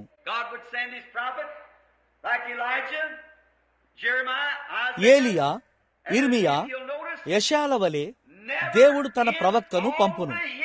మరియు మీరు గమనించినచో ప్రపంచ చరిత్రంతటిలో ఎన్నడూ సంఘము ఒక ప్రవక్తను ఉత్పత్తి చేయలేదు. పాత నిబంధనలో, క్రొత్త నిబంధనలో, లేదా ఈ దినమున, ఈ అంత్య దినములో కూడా పరిశోధించండి. ఈ అంత్య దినమున ఏ ప్రవక్త అయినా సంఘము నుండి లేచాడేమో నాకు చూపించండి. ఒక్కరైనా బయటకు వచ్చారేమో నాకు చూపించండి. మరియు ఒక ప్రవక్తను, ఒక నిజమైన దేవుని సేవకుడిని ఈ ప్రపంచములోని మతపరమైన వ్యవస్థ అతన్ని ఖండించినటువంటి ఒక్క సమయమును నాకు చూపించండి. దాని గూర్చి ఆలోచించండి. ఇర్మియా, యెషయా ఆ పాత నిబంధన గుండా వచ్చిన వారందరినీ వారు ఖండించారు. యేసు చెప్పాడు, మీరు ప్రవక్తల సమాధులను అలంకరించి వాటిని తెల్లగా చేసి మరియు వాటిని అక్కడ ఉంచారు. అది నిజము. సంఘము దానిని కొనసాగిస్తూనే ఉన్నది. పరిశుద్ధ ప్యాట్రిక్ ని చూడండి. అతడు మీవాడని కేథలిక్ ప్రజలైన మీరు చెప్పుకుంటారు. అతడు కూడా నాలాగే అసలు కేథలిక్ కానే కాదు, అది నిజం. కాని మీరు అతన్ని మీ వాడని చెప్పుకొనుచున్నారు. అసిసి యొక్క పరిశుద్ధ ఫ్రాన్సిస్ ని చూడండి. అతడు మీవాడే అని చెప్పారు. అతడు కూడా నాలాగే అసలు కేథలిక్ కానే కాదు. జోనా ఫార్క్ ని చూడండి. ఆమె దర్శనాలను చూసేది మరియు ఆత్మ సంబంధి కనుక మీరు ఆమెను ఒక మంత్రగత్తె అని ఒక కట్టెకు కట్టి కాల్చివేశారు. ఆమెను ఒక కొయ్యకు దహనం చేశారు. మరియు ఆ స్త్రీ దయ కోసం కేకలు వేయుచుండగా వారు ఆమెను ఒక కొయ్యకు కట్టి కాల్చివేశారు. దాదాపు 100 సంవత్సరాల తర్వాత ఆమె ఒక ప్రవక్తిని అని వారు కనుగొన్నారు. ఆమె ఒక దేవుని సేవకురాలు. ఓ అవును, మీరు ఒక పెద్ద ప్రాయశ్చితాన్ని చేశారు. మీరు యాజకుల దేహాన్ని త్రవ్వి మరియు వాటిని నదిలో విసిరేశారు. మీరు ప్రవక్తల సమాధులను అలంకరించి మరియు వాటిని అందులో ఉంచుచున్నారు. నిజంగా మతపరమైన వ్యవస్థ ఎన్నడూ ఒక్క దైవజనుని కూడా ఉత్పత్తి చేయలేదు, ఎప్పుడూ చేయలేదు, ఈ దినము కూడా లేదు మరియు ఎన్నటికీ చేయదు. సంస్థాగతమైన మతము అనేది ఎన్నడూ దేవుని యొక్క ఉద్దేశములో లేదు. ప్రపంచములోని అతి పురాతన సంస్థాగత సంఘము కేథోలిక్ సంఘము, రెండవది లూథరన్ సంఘము, ఆ తర్వాత జ్వింగ్లీ వచ్చెను, జ్వింగ్లీ తర్వాత కాల్విన్ వచ్చెను, కాల్విన్ తర్వాత ఆంగ్లికన్ వచ్చెను, ఆంగ్లో సాక్సన్లు వచ్చిరి, పిమ్మట ఆంగ్లికన్ సంఘము వచ్చెను. మరియు 8వ హెన్రీ రాజు అతడు తిరుగుబాటు చేసి మరియు అట్లు చేసిన తర్వాత వెస్లీ యొక్క మెథడిస్టు వారు మరియు నాజరిన్ వారు పిలిగ్రిమ్ హోలినెస్ వరకు మరియు చివరకు పెంతుకోస్తు వారు వచ్చిరి. వారంతా శాఖలుగా మారిపోయిరి. మరియు పరిశుద్ధ గ్రంథము స్పష్టంగా బోధిస్తున్నదేమనగా కేథలిక్ సంఘము అది ఒక చెడ్డ స్త్రీ అయి ఉన్నది మరియు ప్రొటెస్టెంట్ సంఘములు మరియు వారి సంస్థలు దాని కుమార్తెలై ఉన్నారు. ప్రకటన 17. అది ఖచ్చితంగా సరియే. కాబట్టి వారు ఇప్పుడు ప్రజలు కాదు.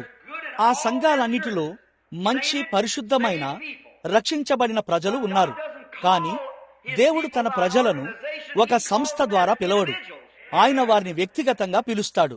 మీరు మెథడిస్టు అయినా, బ్యాప్టిస్టు అయినా, ప్రొటెస్టెంట్ అయినా మరియు కేథలిక్ అయినా, లేదా మీరు ఇంకా ఎలాంటి వారైనా, దేవుడు వ్యక్తులతో వ్యవహరిస్తాడు. దేవుడు జగత్తు పునాది వేయబడక ముందే నిన్ను ఎరిగి ఉన్నాడు మరియు నిన్ను నిత్య జీవమునకై ముందుగానే నిర్ణయించాడు. లేదా నీవు నిత్య నాశనానికి ముందుగానే నిర్ణయించబడి ఉన్నావు. నీవు నశించిపోవాలని, నీవు నశించాలని ఆయన సంకల్పము కాదు. అయితే ఆయన అనంతుడు గనక ఆయన ఆదిలోనే అంతమును ఎరిగి ఉండవలసి ఉన్నది. అలా కాకుంటే ఆయన దేవుడు కాడు. కావున యేసు ఎన్నడూ ఇట్లు చెప్పుటకు భూమి మీదకు వచ్చి ఉండలేదు. సరే, ఎవరైనా కనికరము గలవారు ఉంటారేమో నేను చూస్తాను. నేను ఒక కఠినమైన విధానములో క్రియ చేసి మరియు మరణించిన ఎడల బహుశా వారితో తలంచవచ్చు. మంచిది, నేను అది వారి హృదయాలను ఒప్పింపజేయవచ్చు మరియు వారు దేవుడు తన పనిని అలా నిర్వహించడు.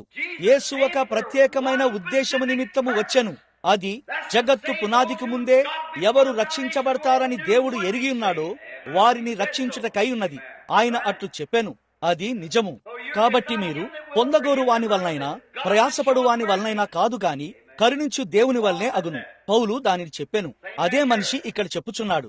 అతడిట్లు చెప్పెను, ఏశావు లేదా యాకోబు పుట్టకముందే అని దేవుడు చెప్పగలుగుటకు కారణం అదే అయి ఉన్నది.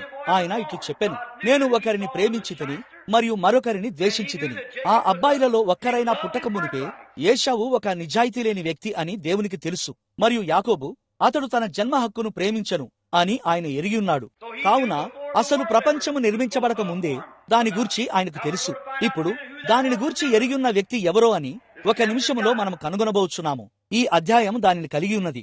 పూర్వము నానా సమయములలోను మరియు నానా విధములుగాను ప్రవక్తల ద్వారా మన పితరులతో మాట్లాడిన దేవుడు ఈ దినముల అంతమందు తన కుమారుని ద్వారా మనతో మాట్లాడెను. ఏమి చేసెను? ఈ దినముల అంతమందు ఆయన కుమారుని ద్వారా మనతో మాట్లాడెను. ఇప్పుడు అటువంటప్పుడు ఒక ప్రవక్త ఎట్లుంటాడని మీరు అనుకొంచున్నారు? అలాగైతే ఈ దినము యొక్క ఒక ప్రవక్త మనకు ఉండునా? ఖచ్చితంగా ఆయన మన ద్వారా మాట్లాడతాడా? నిశ్చయంగా.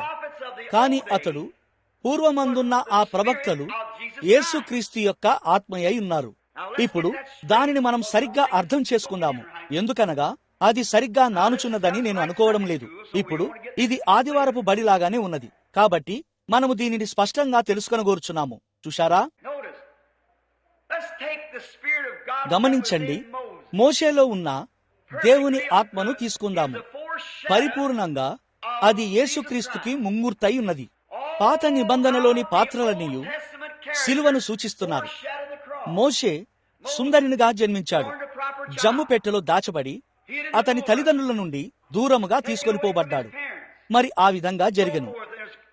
మరియు అతడు ఒక రాజు లేదా ఒక నాయకుడు, ధర్మశాస్త్రాన్ని తెచ్చినవాడు, మధ్యవర్తి, యాజకుడు. అతడు ఏమై ఉండెనో అదంతయు క్రీస్తును చూపించెను. యోసేపును చూడండి. తన తండ్రి ద్వారా ప్రేమించబడ్డాడు, తన సహోదరుల ద్వారా ద్వేషించబడ్డాడు, మరియు దాదాపు 30 వెండి నాణాలకు అమ్మివేయబడ్డాడు. ఒక గోతిలోనికి విసిరివేయబడ్డాడు. చనిపోయిన వానిగా ఎంచబడ్డాడు, బయటకు తీయబడ్డాడు. అతని శ్రమలో పానదాయకుడు రక్షించబడ్డాడు మరియు భక్ష్యకారుడు నశించిపోయాడు. శిలువ వద్ద 2 దొంగల వలె ఉన్నది. ఆపై అతను బయటకు వచ్చినప్పుడు అతను ఆ గోతిల నుండి లేచి మరియు ఫరో యొక్క కుడివైపున ఉంచబడ్డాడు. అతిపెద్ద వాణిజ్య ఆ దేశము ప్రపంచం మొత్తం మీద కొరడా జులిపించిన దేశం. మరియు వారు యోసేపు ద్వారా వస్తేనే తప్ప ఏ మనుషుడును ఫరో వద్దకు రాలేడు. యేసు దేవుని కుడిపార్శ్వమున ఉన్నాడు మరియు క్రీస్తు ద్వారా తప్ప ఏ మనుషుడును దేవుని వద్దకు రాలేడు. మరియు యోసేపు ఆ సింహాసనాన్ని విడిచిపెట్టి బయలుదేరినప్పుడు మనుషులు కేకలు వేస్తూ మరియు బూరలు ఊదుచు అతనికి ముందు వెళ్లేవారు. ఇట్లు చెప్పుచు బూరలు ఊదేవారు, మోకరించండి, యోసేపు వస్తున్నాడు. మరియు యేసు వచ్చినప్పుడు ఒక బూరం మ్రోగును మరియు ప్రతి మోకాలు వంగును మరియు ప్రతి నాలుకయు ఒప్పుకొనును. అవునయ్యా, అక్కడే ఆయన ఉన్నాడు. మరియు యోసేపు మరణించినప్పుడు విడుదల కోసం ఎదురు చూస్తున్న వారికి అతడు ఒక జ్ఞాపకార్థమును విడిచిపెట్టాడు. ఇక్కడ కొద్ది కాలం క్రితం నేను ఆ పాత శవపేటికపై నా చేతిని ఉంచాను. అది సీసంతో తయారు చేయబడినది మరియు అతని శరీరం అలాగే ఉండవలసి ఉన్నది. అతని ఎముకలు ఇట్లు చెప్పెను, మీరు నన్ను ఇక్కడ పాతిపెట్టకండి, ఎందుకనగా ఏదో ఒక దినమున దేవుడు మిమ్మును దర్శించబోచున్నాడు. అతను ఒక ప్రవక్త అయి ఉండెను. దేవుడు మిమ్మును దర్శించబోచున్నాడు మరియు ఇట్లు చెప్పెను, మీరు వాగ్దాన దేశమునకు వెళ్ళునప్పుడు నా ఎముకలను తీసుకొని వెళ్ళండి. కొట్టబడిన వీపు మరియు రక్తముతోనున్న ప్రతి హెబ్రీయుడు కూడా ఆ పేటికలోనికి చూసి ఇలా చెప్పగలడు, ఏదో ఒక దినమున మనము బయటకు వెళ్తాము. యేసు ఒక జ్ఞాపకార్థమును విడిచిపెట్టెను, ఒక ఖాళీ సమాధి. ఏదో ఒక రోజు మనము మరియు మన ప్రియమైన వారు సమాధి వద్దకు వెళ్ళినప్పుడు మరియు ఆ తెలివి తక్కువ వారు ఇట్లు చెప్పడం వింటాము, బూడిదకు బూడిద మరియు ధూళికి ధూళి మరియు మట్టికి మట్టి. కానీ సహోదరుడా, మనము ఆ సముద్రమునకు ఆవలిన ఒక ఖాళీ సమాధి వైపుకు చూడగలము. ఏదో ఒక రోజు మనము ఇక్కడ నుండి బయటికి వెళ్ళుచున్నాము. మనము ఇంటికి వెళ్ళుచున్నాము. ఆయన వచ్చుచున్నాడు. ప్రతిదీ మాదిరిగా చూపించబడినది. దావీదును చూడండి. తన స్వంత ప్రజల చేత తిరస్కరించబడ్డాడు. తన స్వంత ప్రజల చేత సింహాసనము నుండి తొలగించబడ్డాడు. యెరూషలేముకు రాజయ్యుండి తన స్వంత ప్రజల చేత యెరూషలేము నుండి తరిమివేయబడ్డాడు. మరియు అతడు ఒలీవ కొండపైకి వెళ్ళినప్పుడు అతడు వెనక్కి తిరిగి చూసి ఏడ్చాడు. అతడు తిరస్కరించబడ్డాడు. అప్పటి నుండి 800 సంవత్సరాల తర్వాత దావీదు కుమారుడు యెరూషలేము రాజు ఒక కొండపై కూర్చుని మరియు ఏడ్చాడు. ఎందుకనగా ఆయన తిరస్కరించబడ్డాడు. అది దావీదులోనున్న క్రీస్తు యొక్క ఆత్మ అంతయు సిలువను ముందుగా సూచించెను. అక్కడ ఆ వెనుకటి ప్రవక్తలు ఆయన నామములో మాట్లాడారు, ఆయన నామములో జీవించారు, ఆయన నామములో క్రియ చేశారు. నిశ్చయంగా పూర్వకాలమందు నానా సమయములలోను నానా విధములుగాను ప్రవక్తల ద్వారా మన పితరులతో మాట్లాడిన దేవుడు అయితే ఈ దినముల అంతమందు తన కుమారుని ద్వారా మాట్లాడెను. కాబట్టి ఈనాటి ప్రవక్తలు మరియు ఆత్మ సంబంధమైన వ్యక్తులు సరిగ్గా క్రీస్తు యొక్క ప్రతిబింబమై ఉన్నారు. అక్కడ వారు ధర్మశాస్త్రం ద్వారా నిలబడ్డారు, చూశారు. ఇక్కడ వారు కృప ద్వారా నిలబడి వెనకకు చూస్తున్నారు. అది హెబ్రీ పత్రిక 11లో చివరి అధ్యాయం. నేను దాని విషయమై చాలా సార్లు ఆశ్చర్యపోయాను. చివరి అధ్యాయంలో హెబ్రీ పత్రిక 11వ అధ్యాయం యొక్క చివరి భాగంలో అతడు అబ్రహామును గూర్చి మాట్లాడినప్పుడై ఉన్నది. అది గొప్ప విశ్వాసపు అధ్యాయము. మరియు దాని ముగింపులో అతడిట్లు చెప్పెను, వారు గొర్రె చర్మములను మేక చర్మములను ధరించుకొని దరిద్రులుగా చేయబడి రంపముతో కోయబడిరి. వెళ్ళుటకు ఏ చోటు లేక వారు తిరుగులాడుచూ సంచరించిరి, ద్వేషించబడిరి, తృణీకరించబడిరి మరియు హింసించబడిరి. అట్టి వారికి ఈ లోకము యోగ్యమైనది కాదు. పిదప పౌలు నిలబడి మరియు ఇట్లు చెప్పెను, కానీ మనము లేకుండా వారు సంపూర్ణులు కాలేరు. ఎందుకంటే వారు సిలువ వైపునకు మాత్రమే చూశారు, మరియు మనమైతే సిలువ ద్వారా చూస్తున్నాము. అది మానవ శరీరముగా మారి మరియు మన మధ్యన నివసించిన తర్వాత క్రీస్తు యొక్క ఆత్మను మనము కలిగి ఉన్నాము. మనము పరిశుద్ధాత్మ ద్వారా ఇక్కడికి వచ్చి ఉన్నాము. అది ఎంతో మెరుగైన ప్రణాళిక అయి ఉన్నది. మరియు ఈనాడు క్రైస్తవ్యము ఏమి ఆశిస్తుందో అని కొన్నిసార్లు నేను ఆశ్చర్యపోతుంటాను. ఒక పట్టణములోనికి లేదా ఒక నూతన సంఘములోనికి లేదా ఒక నూతన అధికారములోనికి వెళ్లే ఒక బోధకుడు తనను తాను ఒక ప్రవక్తగా పిలుచుకుంటాడు. అక్కడికి నడిచి వెళ్లి ఇట్లా అంటాడు, సరే వారు నాకు ఇంత డబ్బు ఇస్తే చాలు, నేనొక మంచి కారును కలిగి ఉండగలిగితే చాలు. వారు ఒకవేళ ప్రతి 6 నెలలకోసారి నా జీతం పెంచినచో చాలు. మనము శ్రేష్టమైన వాటిని కలిగి ఉండాలి. మనకు ఉత్తమమైన గృహాలు ఉండాలి. మనకు మంచి బట్టలు ఉండాలి. మేకతోలు గొర్రె చర్మాలతో సంచరించి వారికి తలవాల్చుటకైనా స్థలము లేక ఎడారులలో సంచరించిన వారి సమక్షములో మనం నిలబడినప్పుడు మనము ఏమి చేసేదము? మరియు ఎవరైనా మనల్ని ఎగతాళి చేసినచో మనం సంఘాన్ని విడిచిపెట్టి మరియు ఇక ఎన్నడూ తిరిగి వెళ్లకుండుటకు సిద్ధముగా ఉంటాము. నేడు క్రైస్తవ్యానికి ఏమి కావాలి? మన విషయమై మనం సిగ్గుపడవలసి ఉన్నది. ఓ దేవా, మమ్మల్ని కనికరించుము. ఆ దినమున ఆయన ప్రవక్తల ద్వారా మాట్లాడాడు, కానీ ఈ దినమున తన కుమారుని ద్వారా మాట్లాడాడు. అక్కడ అది ఒక ప్రవక్త యొక్క మాట. ఈనాడు ఇది కుమారుని యొక్క మాట అయి ఉన్నది. ఓ ప్రభు నామము స్తుతింపబడునుగాక. మరో మాటలో చెప్పాలంటే మీరు ఆ నీడ వైపు, ఆ ఛాయ వైపు చూస్తున్నట్లయితే మీరు పొరపాటు చేయవచ్చు, కానీ ఇది మెరుగుపరచబడినది. చిత్రము స్పష్టముగా ఉన్నది. అది ప్రవక్త ద్వారా అయి ఉన్నది. ఇది ఆయన కుమారుని ద్వారా అయి ఉన్నది. అది ఛాయ ద్వారా అయి ఉన్నది. ఇది నిజ రూపము ద్వారా అయి ఉన్నది. ఆమేన్. మీరు దానిని చూశారా? తప్పిపోయే అవకాశమే లేదు. ఈ దినమున ఆయన కుమారుని ద్వారా అది ఒక నిజ రూపమై ఉన్నది. ఓ, అది ఎంత అద్భుతము!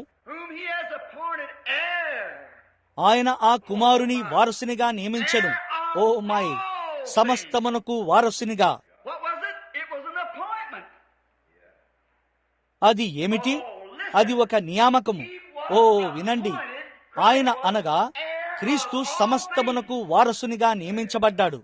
ఓ, ఏదేను తోట నుండియే అపవాది దానిని ఎరిగి ఉన్నాడు. మీరు చూడండి, ఆ ప్రజల యొక్క తీర్పులో ఆ దినమున అక్కడ ఆ మాటను అపవాది వినినప్పుడై ఉన్నది. ఇట్లు చెప్పెను, మంటి నుండి నీవు తీయబడితివి గనక నీవు తిరిగి మన్నైపోవుదువు. మరియు స్త్రీ సంతానము సర్పము యొక్క తలను చితకగొట్టును. వాగ్దానము చేయబడిన ఒక విత్తనము. ఆ సంతానము కోసం సాతాను నిరంతరము గమనించెను. హేబేలు జన్మించినప్పుడు వాడిట్లా అన్నాడు, అదిగ్గో నీవక్కడ ఉన్నావు. అది ఆ విత్తనము. మరియు వాడు హేబేలును చంపెను. వాని కుమారుడు కయీను హేబేలును చంపెను. మరియు హేబేలు చనిపోయిన వెంటనే వాడిట్లా అన్నాడు, నేను ఆ విత్తనమును పట్టుకున్నాను. వాడు దానిని చంపాడు. వాడిట్లా అన్నాడు, నేను దానిని పట్టుకున్నాను. అయితే హేబేలు మరణమునకు షేతు యొక్క జననము తిరిగి పునరుద్ధానమై ఉన్నది. వారు ఎలా క్రిందకు వచ్చిరో గమనించండి. షేతు యొక్క వంశావళి దీనులైన నీతిమంతులకు వ్యక్తులు వచ్చిరి. హానోకు నుండి నోవహు నుండి జలప్రలయం ముగింపు వరకు వచ్చినది. కయ్యను యొక్క వంశావళిని చూడండి. తెలివైన వ్యక్తులు, విద్యావంతులు, విజ్ఞాన శాస్త్రం ఎరిగిన వారైరి. పరిశుద్ధ గ్రంథము చెప్పుటలేదా? యేసు చెప్పలేదా? అదేమనగా రాజ్యం యొక్క కుమారుల కంటే ఈ లోకము యొక్క కుమారులు యుక్తిపరులై ఉన్నారు. నేడు కూడా కయ్యను వైపు వారిని చూడండి. తెలివైన వారు, విద్యావంతులు, సంశయవాదులు, చాలా మతపరమైన వారు. చూడండి, చాలా మతపరమైన వారు, కానీ శాస్త్రవేత్తలు, భవన నిర్మాణకులు, గొప్ప వ్యక్తులు. అలాంటి గొప్ప వ్యక్తులను తీసుకోండి. థామస్ ఎడిసన్ ను చూడండి, చాలా మంది గొప్ప వ్యక్తులు. ఐన్స్టైన్ ను చూడండి. ఈ లోకము యొక్క మెదడులు. వారు ఈనాడు అట్లు పిలువబడుచున్నారు, ప్రపంచం యొక్క మెదడులు. కానీ మనము మెదడును ఉపయోగించుటకు ప్రయత్నించము. మనము క్రీస్తులో ఉన్న మనస్సును మనలో ఉండనిస్తాము మరియు ఈ వాక్యము వైపుకు చూసి మరియు దానిని అట్లే చెప్తాము. వైద్యశాస్త్రపు వైద్యులు మనము కలిగి ఉన్న వేటితోనైనా మనము వారికి ప్రణామము చేసినప్పటికీ అయినను వారిలో అనేకులు సంశయవాదులు, హేతువాదులై ఉన్నారు. ఈనాడు తెలివైన మరియు మేధావులైన ప్రజలను చూడండి. వారు అక్కడ ఆ వైపున, కయ్యను వైపున ఉన్నారు. అయితే దీనులు మరియు సాత్వికులైన వారిని చూడండి. అక్కడే మళ్ళీ మీ పునరుత్థానము ఉన్నది. ఓ ప్రభు యొక్క నామము స్తుతింపబడునుగాక. అక్కడే మీరున్నారు. గమనించండి.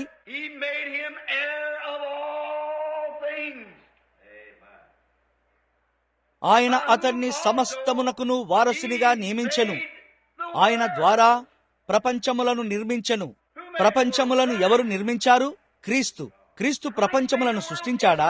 అవునయ్యా. మనము మరికొంచెం ముందుకు వెళ్దాము. ఆయన దేవుని మహిమ యొక్క తేజస్సును మరియు ఆయన తత్వము యొక్క మూర్తిమంతమునై ఉండి, ఎవరి మహిమ యొక్క తేజస్సు? దేవుని యొక్క మహిమ. ఎవరి తత్వము యొక్క మూర్తిమంతము? దేవుని తత్వము. ఓ, నేను దీన్ని ప్రేమిస్తున్నాను. లేక ఆయన తత్వము యొక్క మూర్తిమంతమునై ఉండి తన మాట చేత సమస్తమును నిర్వహించుచు, అక్కడే మీరున్నారు. సమస్తమును నిర్వహించే వాక్యము. మత్తయి 24లో యేసు ఇట్లు చెప్పెను, ఆకాశమును భూమియు గతించును గాని నా మాటలు ఏమాత్రమును గతింపవు. ఆయన అన్నిటినీ నిర్వహిస్తాడు. విజ్ఞాన శాస్త్రము దానిని అణగదొక్కటానికి ప్రయత్నించుచు మరియు ఇట్లు చెప్పుచున్నది. ఇది ఒక పాత పుస్తకం. ఇది అనువదించబడినది. రోమన్ క్యాథలిక్ సంఘము బిషప్ షీన్ కూడా ఇట్లా అన్నాడు. అది 4 లేదా 5 వేర్వేరు సార్లు అనువదించబడినది మరియు దానితో అంత విషయమేమీ లేదు. మీరు దాని ద్వారా జీవించవలసిన ఎడలా మీరు జీవించలేరు. కానీ ఆయన తన వాక్యం ద్వారా అన్నిటినీ నిర్వహిస్తాడు. ఆమేన్. దాని విషయమై నేను అదే అనుకుంటాను. నేను బైబిల్ గ్రంథాన్ని నమ్ముచున్నాను.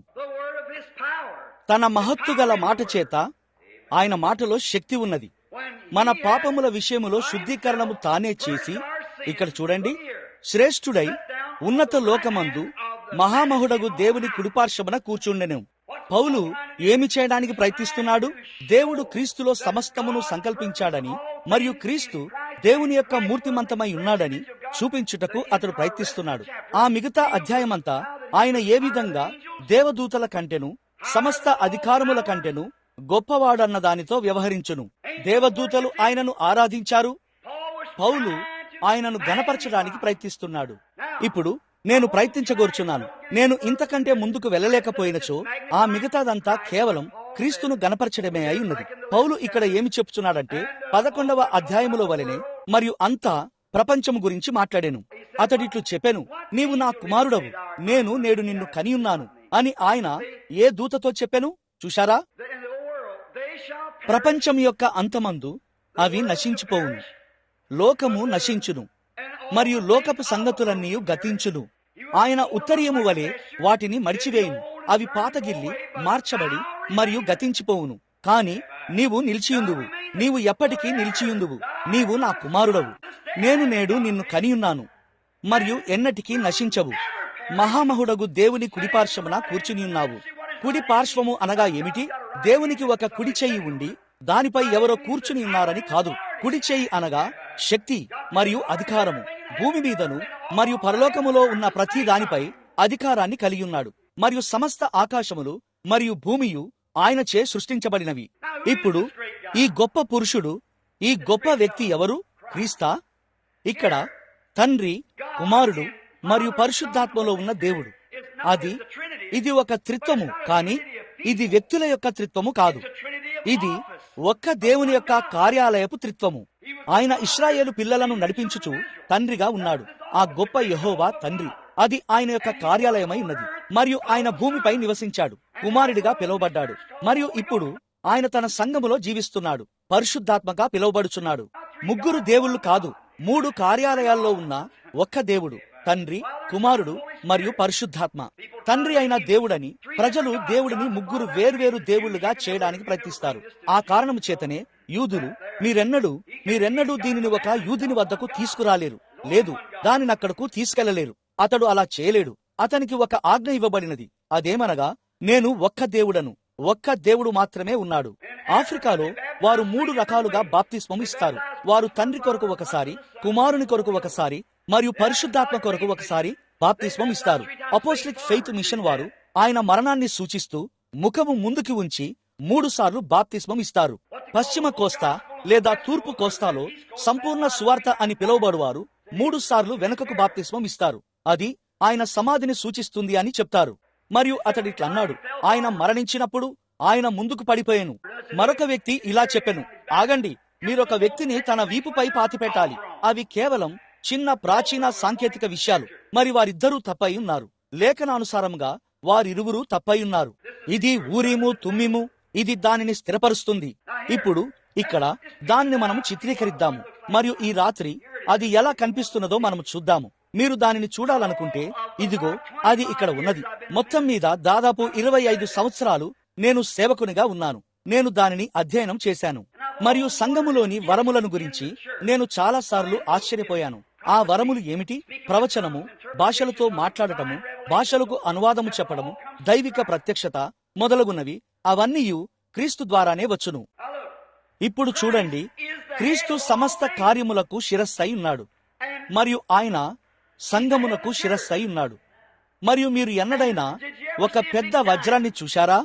సరిగ్గా కత్తిరించబడిన ఒక పెద్ద గొప్ప వజ్రము, దాని నుండి విడగొట్టబడినట్టి, దాని నుండి కత్తిరించబడినట్టి చిన్న చిన్న ముక్కలను అది కలిగి ఉంటుంది. అదియే సరైన వజ్రమును తయారు చేస్తుంది. ఆ ముక్కలు దేని కొరకు? ఒక నిజమైన వజ్రము అది బయటకు వచ్చే మార్గం ఏదనగా, ఒక నిజమైన వజ్రము అది కనుగొనబడినప్పుడు అది కొట్టబడుతుంది. నేను కింబర్లీలో ఉన్నాను. ఆ వీధిలో వజ్రాలను ఏరుకొనవచ్చని మీలో చాలా మంది విని ఉన్నారు. అది నిజమే. బిల్లీ మరియు నేను మరియు మిస్టర్ బోస్వర్త్ ఉన్నాము. కింబర్లీ వజ్రాల గని యొక్క అధ్యక్షుడు తీసుకుని వెళ్ళెను. అక్కడ జరిగిన కూటములో అతడు నా ద్వారపాలకుడు. మరియు వారు మమ్మల్ని అచ్చటకు తీసుకుని వెళ్లారు. మరియు కేవలం వారు వాటిని దాదాపు భూమి క్రింద 1700 అడుగుల వరకు త్రవ్వుతారు. అవి బయటకు వచ్చెను. ఒక నీలిరంగు రాయి, ఇక్కడ మీకు దొరికే నీలిరంగు రాయి వంటి పెద్ద నీలిరంగు రాయి. మరియు ఆ స్థానికులు వాటి ధరను పెంచడానికి వారు త్రవ్వి భూమిలో 1700 అడుగుల లోతున వాటిని పెడతారు. మీరు అక్కడ నది వద్దకు వెళ్ళినచో 100 మైళ్ళ వరకు వారు దానికి కాపలాను ఉంచుతారు. 10 గ్యాలన్ల బకెట్లు 2 తీసుకొని మరియు పూర్తిగా ఇసుకతో నింపి దానిని తీసుకొనండి. మరియు మీరు దానితో ఇంటికి చేరుకోగలిగితే చాలు, మీరు ఒక కోటీశ్వరుడు అవుతారు. అందులో అనేక వజ్రాలు ఉంటాయి అని అతడు చెప్పాడు. కాని వాటి ధరను అలాగే అధికముగా ఉంచుటకు వారు పనిచేసి మరియు వాటిని త్రవ్వి పెట్టవలసి ఉన్నది. ఇప్పుడు వజ్రము అది బయటకు వచ్చినప్పుడు అది కేవలం ఒక పెద్ద నున్నటి గుండ్రని గాజు ముక్క వంటిది. ఒక నీలపు వజ్రం ఉంటుంది, నల్లని వజ్రము, పచ్చనిది మరియు ఒక స్ఫటికమైన వజ్రము, తెల్లని వజ్రము ఉంటుంది. కానీ అది బయటకు వచ్చినప్పుడు పిదప అది తయారు చేయబడి మరియు ఉపయోగించబడినప్పుడు ఆ వజ్రము ఒక భాగమును కోల్పోవలసి ఉన్నది. మరియు అది దానిలో నుండి ఆ ముక్కలను కోల్పోవలసి ఉన్నది. చిన్న ముక్కలను కొట్టివేయుదురు, ఎందుకనగా అది నేరుగా కాంతిలోనికి అలా వచ్చినప్పుడు అది మెరుస్తుంది. ఆ ముక్క ఆ మెరుపును తెచ్చేది ఏమిటనగా అది కత్తిరించబడిన విధానమే. అది కత్తిరించబడినది, ముక్కలు చేయబడినది. మరియు పిదప అట్లు చేయబడినప్పుడు అది ఒక కాంతిని ప్రకాశింపజేస్తుంది. మరియు ఒకటి పచ్చని కాంతిని, మరొకటి నీలపు కాంతిని, మరియు బహుశా మరొకటి పసుపు పచ్చని కాంతిని మరియు ఎర్రని కాంతిని ఇస్తుంది. మరియు ఒక వర్షధనుస్సు వలె దాని నుండి వివిధ రకమైన వెలుగులు విరజిల్లుతాయి. వజ్రములో అగ్ని అని వారు దానిని అంటారు. ఇప్పుడు ఆ కాంతులలో ప్రతి ఒక్కటి వరములను సూచిస్తుంది. అయితే అది క్రీస్తు మాత్రమే ఆ వజ్రమై ఉన్నాడు. మరియు లోకానికి ఒక వెలుగు వలె తనను తాను తిరిగి ప్రతిబింబించుకొనున్నట్లు వచ్చి మరియు నలగగొట్టబడి మరియు గాయపరచబడి మరియు ముక్కలు చేయబడినది ఆయనే. ఆయనే ఆ మాస్టరు వజ్రమై ఉన్నాడు. మీరు ఊహించగలరా? భూమి అనేది ఒకటి లేకముందే, వెలుగు అనేది లేకముందే, నక్షత్రం అనేది ఒకటి లేకముందే, ఏది లేకముందే ఆత్మ యొక్క ఒక గొప్ప ఊట ప్రవహించుచుండెను. మరియు ఈ ఊట నుండి అత్యంత స్వచ్ఛమైన ప్రేమ వచ్చినది. ఎందుకనగా దాని నుండి రావడానికి ప్రేమ తప్ప మరేమీ లేదు. ఇప్పుడు మనము ఈ దినమున మనము ప్రేమ అని దేనినైతే పిలుస్తున్నామో అది వంకర చేయబడిన ప్రేమ. అయితే మనము కేవలం దాని యొక్క సారాన్ని పొందుకున్నచో లేదా ఆ ప్రేమలో కొద్ది భాగాన్ని పొందుకున్నచో అది మన మొత్తం అభిప్రాయాన్నే మార్చేస్తుంది.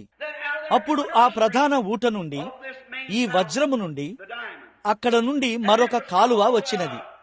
మరియు అది నీతి అని పిలువబడినది. సంపూర్ణముగా నీతియే. ఇప్పుడు అందునిమిత్తమే మనము ధర్మశాస్త్రాన్ని కలిగి ఉండవలసి ఉండను. ఆ కారణము చేతనే ధర్మశాస్త్రము తీర్పును కలిగి ఉండవలసి ఉన్నది. ఏ తీర్పు అయినా ధర్మశాస్త్రమును అనుసరించనిచో అప్పుడు ధర్మశాస్త్రము ఏ మంచి చేయదు. మరియు ధర్మశాస్త్రము ద్వారా తీర్పు తీర్చబడినప్పుడు అది మరణాన్ని తీసుకువస్తుంది. మరియు స్వయంగా దేవుడే తప్ప ఆ అపరాధ రుసుమును చెల్లించు వారెవరూ లేరు. మరియు ఆయన మన మరణమునకు అపరాధ రుసుమును చెల్లించాడు. మరియు మనము ఆయన ద్వారా దేవుని నీతి అగునట్లు మన పాపములను ఆయన మీద వేసుకున్నాడు. ఇప్పుడు ఆ గొప్ప వెలుగులు బయటకు వెళ్ళినప్పుడు, లేదా ఆత్మ యొక్క గొప్ప కిరణాలు, ప్రేమ, శాంతి అక్కడున్నవన్నీ అవే. అక్కడ బాధ అనేది లేదు, ఏ ద్వేషము లేనే లేదు, ఏ కక్ష లేదు. ఈ ఊట నుండి అవి రాలేవు. అది యెహోవా, అది యెహోవా దేవుడు.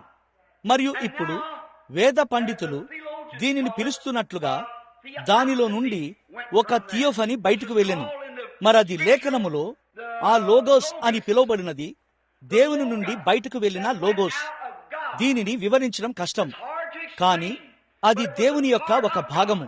ఇప్పుడు ఏమి జరిగిందంటే, మన్నించండి, నేను దీనిలోనికి వచ్చాను. నేను దేనినైతే ప్రేమిస్తానో సరిగ్గా అక్కడికి ఇది నన్ను తీసుకొని వచ్చును. చూశారా?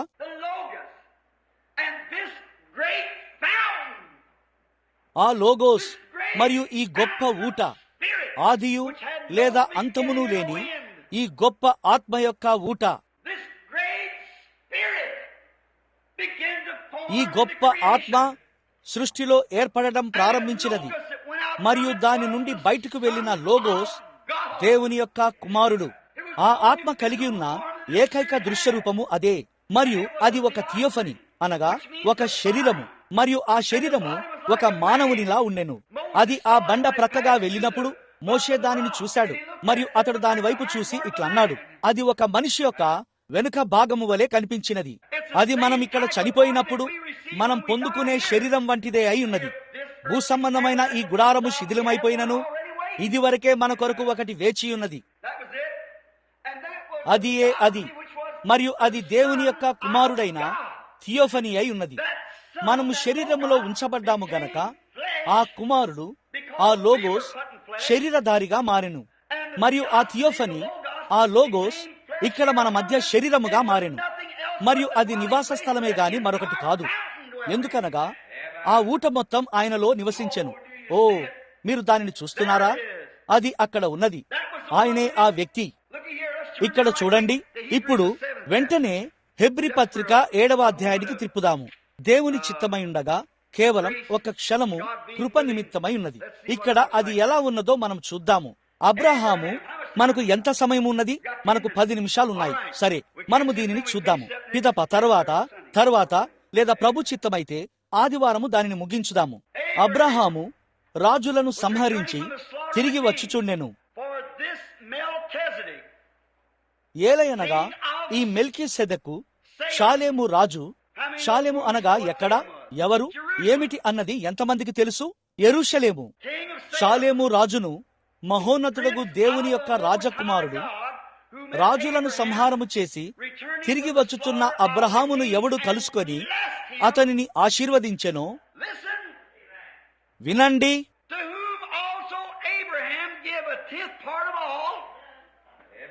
ఎవనికి అబ్రహాము అన్నిటిలో 10వ వంతు ఇచ్చెనో అతని పేరుకు మొదట నీతికి రాజనియు,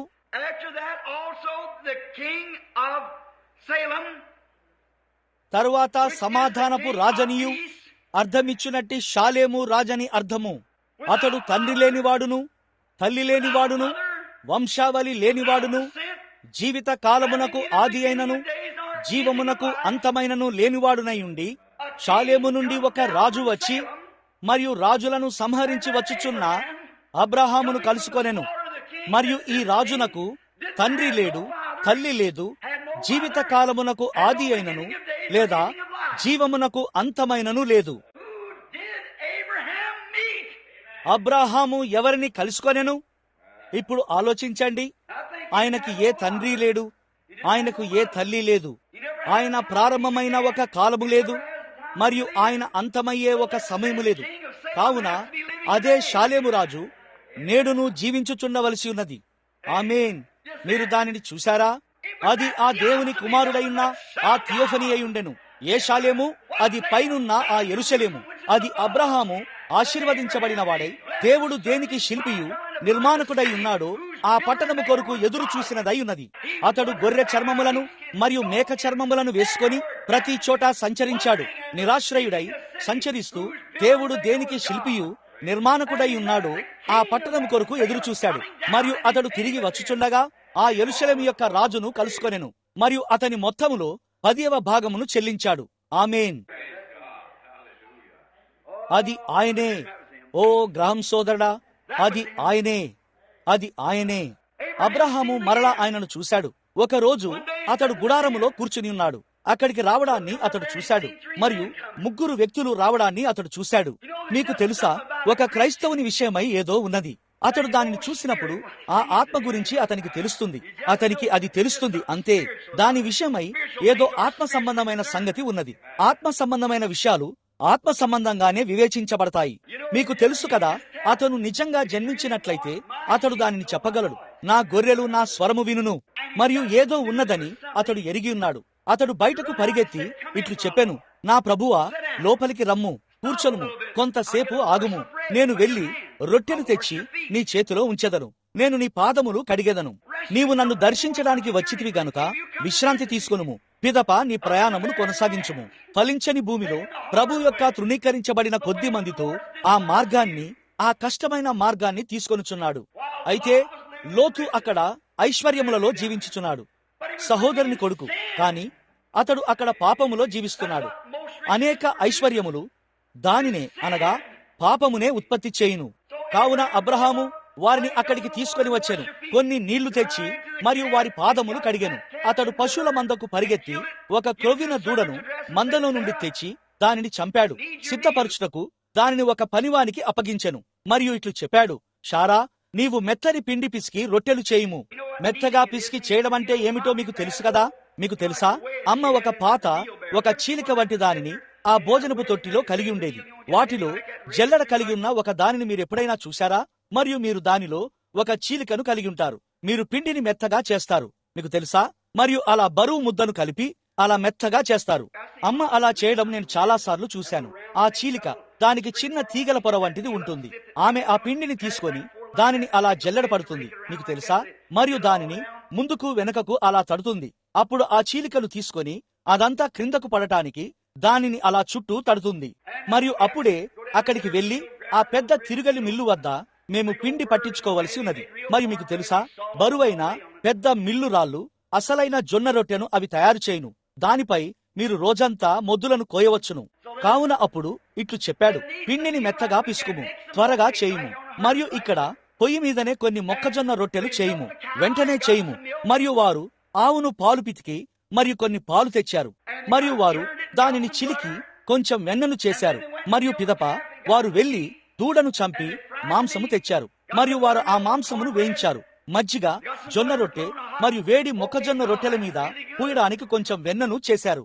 ఓ, అది చాలా బాగుంది. మరియు వారు అక్కడ అన్నిటినీ పరిచారు. మరియు అతడు దానిని తీసి ఆ 3 వ్యక్తులకి వడ్డించాడు. మరియు వారు తినుచుండగా వారు సొదమ వైపు చూస్తూ ఉండిరి. మరియు కొద్దిసేపటి తర్వాత వారు లేచి వెళ్లడం ప్రారంభించారు. మరియు ఆయన ఇట్లు చెప్పాడు, అబ్రహామా, ఇట్లు చెప్పెను, నీవు దానిని నా నుండి దాచియించావు, నేను చేయబోవు దానిని నీకు దాచియించలేను. నేను అక్కడికి వెళ్ళుచున్నాను. సొదొమ యొక్క పాపములు నా చెవిన పడ్డాయి. ఆ మనిషి ఎవరు? తన వస్త్రములపై అంతా దుమ్ము ధూళితో ఒక దూడ మాంసాన్ని తినుచు మరియు ఆవు పాలు త్రాగుచు మరియు కొన్ని మొక్కజొన్న రొట్టెలను మరియు వెన్నను తినుచు అక్కడ కూర్చుని ఉన్న ఆయన ఎవరు? ఈ వింత వ్యక్తి ఎవరు? 2 లేదా 3 అక్కడ కూర్చుని ఉన్నారు. ఆయన వస్త్రముల మీద అంతా దుమ్ము ఉన్నది. ఓ అవును, మేము ఒక దూర దేశము నుండి వచ్చాము. అవును, చాలా దూరము. మరియు కావున ఆయన చెప్పెను, మంచిది, వారెవరు? ఆయన ఇట్లు చెప్పాను, అతడు భూమికి వారసుడై ఉన్నాడని చూచుటను బట్టి అబ్రహాముకు దీనిని నేను దాచలేను. ఆమేన్. నేను నా రహస్యాలను బయలుపరుస్తాను. మరో మాటలో చెప్పాలంటే భూమికి వారసులైన వారికి తెలియజేస్తాను.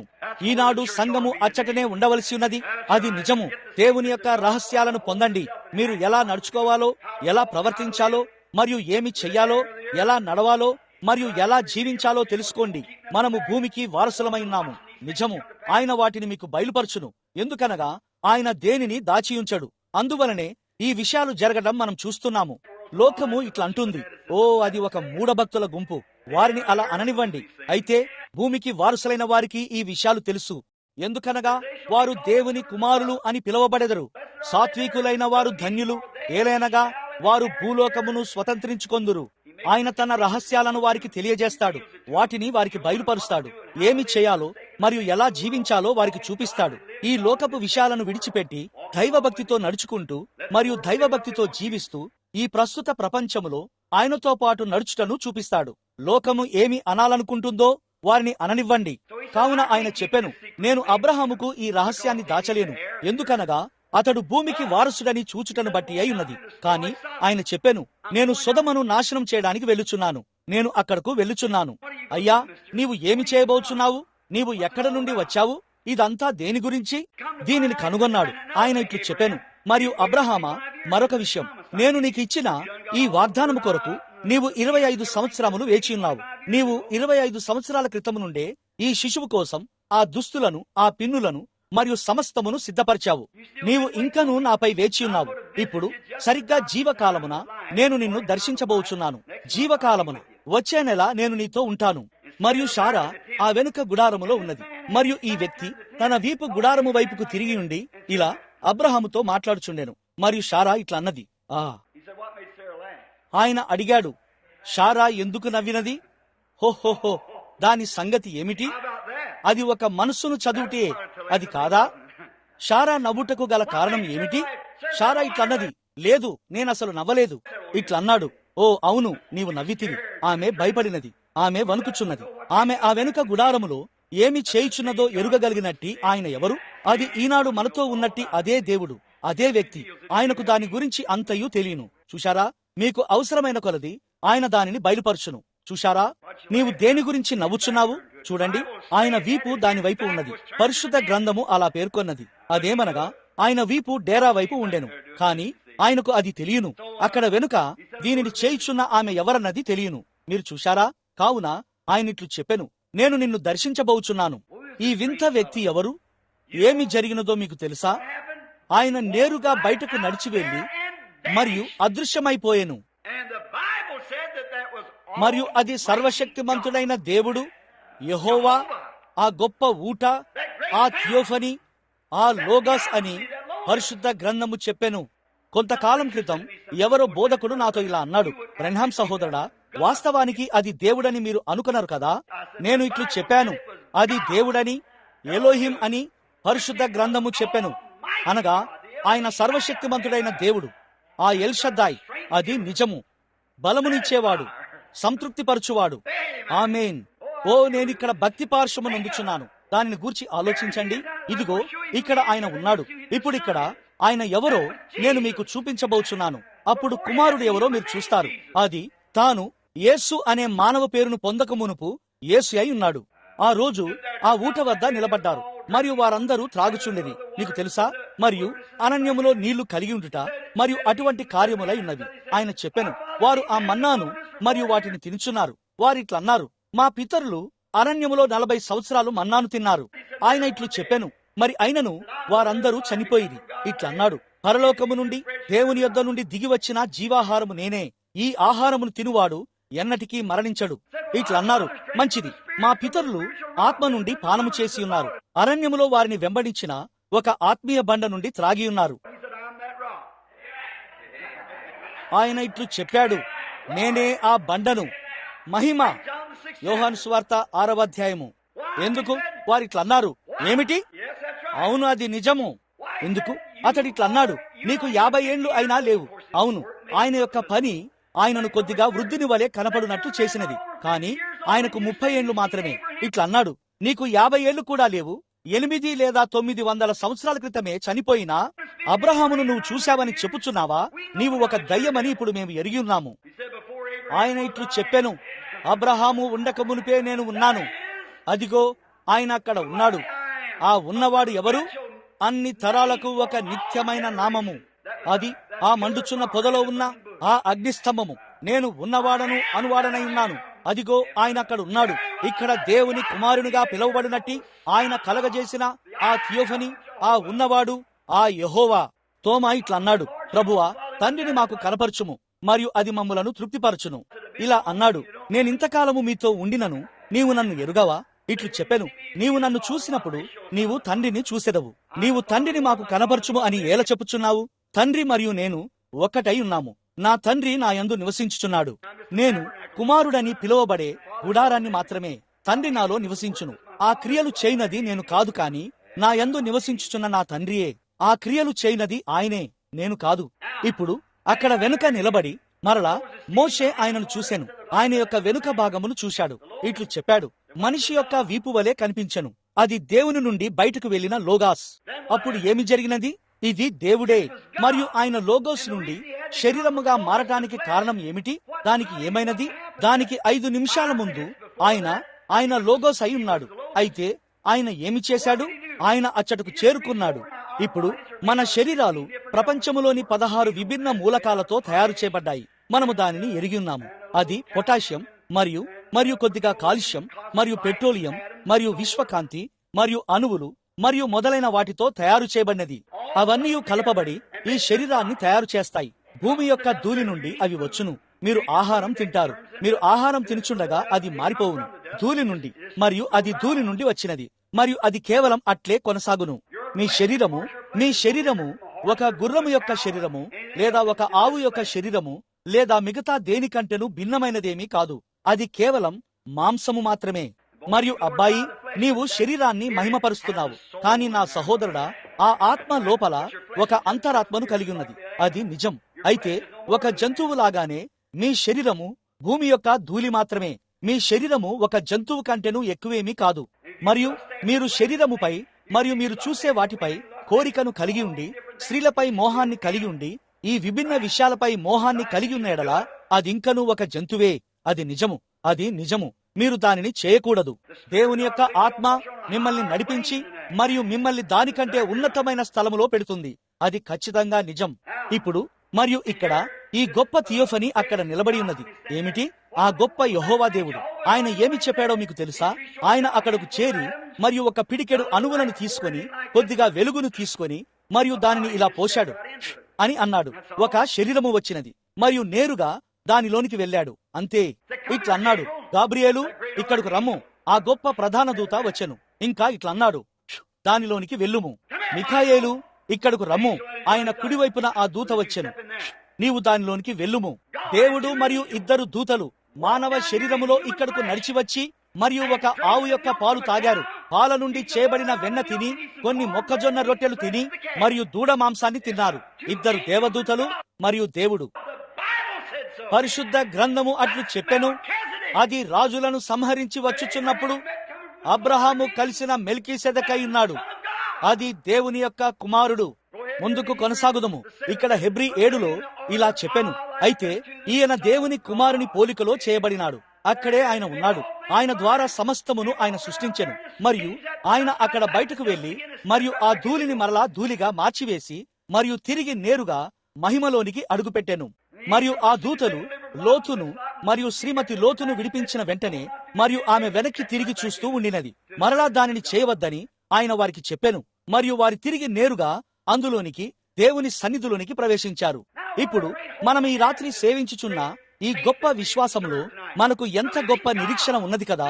సజీవమైన దేవుడు ఆ యెహోవా, ఆ అగ్నిస్తంభము మనతో ఉన్నాడు. శక్తిలోను మరియు క్రియలోను తనను తాను చూపించుకొనుచు మహిమపరుచుకొనుచున్నాడు. వారిని తన ఫోటోను తీయుటకు అనుమతించెను. అదే యెహోవా దేవుని యొద్ద నుండి వచ్చి తిరిగి దేవుని యొద్దకు వెళ్లి మరియు తన సంఘములో ఎన్నటికీ జీవించినట్టి దేవుని కుమారుడు. ఆయన అక్కడ ఉన్నాడు. ఆయన ప్రమాణము చేయుటకు గొప్పవారెవరునూ లేనందున స్వయంగా తనపైనే చేసిన ప్రమాణముతో ఆయన తన గ్రంథములో మన పేర్లను కలిగి ఉన్నాడు. అదేమనగా, ఈ అంత్య దినమున ఆయన మనలను లేపుతాడు అనునదై ఉన్నది. నా శరీరమును తిని నా రక్తమును త్రాగువాడే నిత్య జీవము గలవాడు, మరియు అంత్యదినమున నేను వానిని లేపుదును. నా యొద్దకు వచ్చువానిని నేనెంత మాత్రమును త్రోసివేయను. నా మాట విని నన్ను పంపిన వాని యందు విశ్వాసముంచువాడు నిత్య జీవము గలవాడు. వాడు ఎన్నటికీ తీర్పులోనికి రాక మరణములో నుండి జీవములోనికి దాటియున్నాడు. అదే వ్యక్తి అక్కడకు వెళ్లి మరియు ఒక పిడికెడు కాలుష్యం మరియు పొటాషియమును తీసుకొని అని చెప్పగలడు. మరలా నీవక్కడ ఉండెదవు, మరియు నా పేరు ఆయన గ్రంథములో ఉన్నది. ఓహోహోహోహో, నా భుజములు ఎంత వంగిపోతున్నాయో, నేనెంత వృద్ధులను అగుచున్నానో నేనెందుకు పట్టించుకుంటాను? ససేమిరా, రవ్వంతైనా చింతలేదు. సహోదరా మైక్, నీ హృదయము ఆశీర్వదించబడునుగాక. సహోదరుడా, ఈ దినములలో ఏదో ఒక రోజు ఆ గొప్ప బూర వచ్చినప్పుడు, అది మ్రోగునప్పుడు మరియు ఆ యోసేపు అడుగు పెడతాడు. హల్లెలూయా. ఆయన ఇట్లా అంటాడు, పిల్లలారా, అక్కడ మనము ఆయన పోలిక చొప్పున చేయబడతాము. నిత్య యవ్వనము, వృద్ధాప్యము గతించిపోయినది. వ్యాధి, బాధలు, దుఃఖము అదృశ్యమైపోయినవి. జీవము గల దేవునికి మహిమ కలుగునుగాక. నేడు ఆయన మాట్లాడేది ఆయన ద్వారానే, తన కుమారుని ద్వారానే అయ్యున్నది. పూర్వకాలమందు నానా సమయములలోను నానా విధములుగాను ప్రవక్తల ద్వారా మన పితరులతో మాట్లాడెను. కాని ఈ దినముల అంతమందు తన కుమారుడైన యేసు క్రీస్తు ద్వారా మనతో మాట్లాడెను. ఆయన పిలిచిన ప్రతి వ్యక్తి యొక్క హృదయముతో ఆయన మాట్లాడతాడు. మీరు ఎప్పుడైనా ఆయన స్వరాన్ని అనుభవించినట్లయితే, లేదా ఆయన మీ హృదయాన్ని తట్టుటను వినినట్లయితే, దయచేసి దానిని త్రోసివేయవద్దు. మనము ప్రార్థన చేసుకుందాము. పరలోకపు తండ్రి, ఈ రాత్రి ఈ హెబ్రీ పత్రిక యొక్క ప్రారంభములో ఏ విధంగా పౌలు నేరుగా ఆ సువార్తలలోనికి వెళ్లి ఉన్నాడో తెలుసుకొనుటకు మేము ఎంతగానో సంతోషిస్తున్నాము. అతడు ఎవరో చెప్పిన మాటలనో లేదా ఏదో ఒక అనుభవమునో ఆధారము చేసుకొని దానిని తీసుకొనలేదు. సత్యము ఏమిటో మేము తెలుసుకోవాలని అతడు కోరి ఉన్నాడు. మరియు అతడు తిరిగి నేరుగా సువార్తలలోనికి వెళ్ళాడు. మరియు అతడు ఆ పాత నిబంధనలోనికి, వారికి బోధించబడిన ఆ సువార్తలోనికి వెళ్ళెను. మరియు అతడు అక్కడ ఆ పాత నిబంధన గుండా ఆ ఛాయలన్నిటినీ మరియు మాదిరులన్నిటినీ చూశాడు. అందుచేతనే ఈ రాత్రి మేము ఈ గొప్ప హెబ్రీ గ్రంథమును కలిగి ఉన్నాము, మరియు దీనిని మేము చూస్తున్నాము. ప్రభువా, దీనిని మేము ప్రేమిస్తున్నాము. మరియు యుగాలుగా ఇది కాల్చివేయబడినది, ఇది చెల్లా చెదురు చేయబడినది, దీనిని తొలగించడానికి ప్రయత్నం చేయబడినది. కాని అది అలాగే అల్లాడుచున్నది. ఎందుకనగా నీవిట్లు చెప్పి ఉన్నావు, ఆకాశము భూమి గతించును గాని నా మాటలు గతించవు. అప్పుడు ఆ సంశయవాది ఇలా అంటాడు, మంచిది, దీనిని పౌలు రాశాడు అని నీవు చెప్పావు. పౌలు కాదు, పౌలులో ఉన్న దేవుడు, పౌలు లోపల ఉన్న ఆ సృష్టికర్త. సరిగ్గా దావీదు ఇట్లు చెప్పినప్పుడు అతనిలో ఉన్నట్లుగానే అయి ఉన్నది. అదేమనగా, నీ పరిశుద్ధిని కుళ్ళు పట్టనీయవు, ఆయన ఆత్మను నీవు పాతాళములో విడిచిపెట్టవు. మరియు దేవుని కుమారుడు ఆ ప్రవక్త నుండి ఆ మాటలను తీసుకొని మరియు నేరుగా పాతాళపు అడుగునకు వెళ్ళెను. మరియు ఇట్లు చెప్పెను, ఈ దేవాలయమును పడగొట్టుడి, మరియు 3 దినములలో నేను దీనిని లేపుదును. మరియు ఆయన దానిని చేశాడు. ఎందుకనగా దేవుని వాక్యము విఫలము కానేరదు, ఒక పొల్లు కూడా విఫలమవ్వలేదు. దీనికై, ఈ గొప్ప ఊరీము తుమ్మీముకై మరియు ప్రభువా, ఈ రాత్రి మా అనుభవాలు సరిగ్గా ఇక్కడ ఈ బైబిలుపై ప్రకాశించుచున్నవని తెలుసుకొనుటకు మేమెంతగానో దేవునికి కృతజ్ఞతలు చెల్లించుచున్నాము. మేము తిరిగి జన్మించాము, పరిశుద్ధాత్మను కలిగి ఉన్నాము. ప్రియమైన దేవా, దీనిని ఎన్నడూ చూడని ఒక పురుషుడు లేదా స్త్రీ, ఒక అబ్బాయి లేదా అమ్మాయి ఈ రాత్రి ఇక్కడ ఉన్నట్లయితే, అక్కడ అసలు జీవమే లేనప్పుడు వారు పైకి ఎలా లేవగలరు? ఓ, వారిట్లు చెప్తారు, నేను జీవాన్ని కలిగి ఉన్నాను.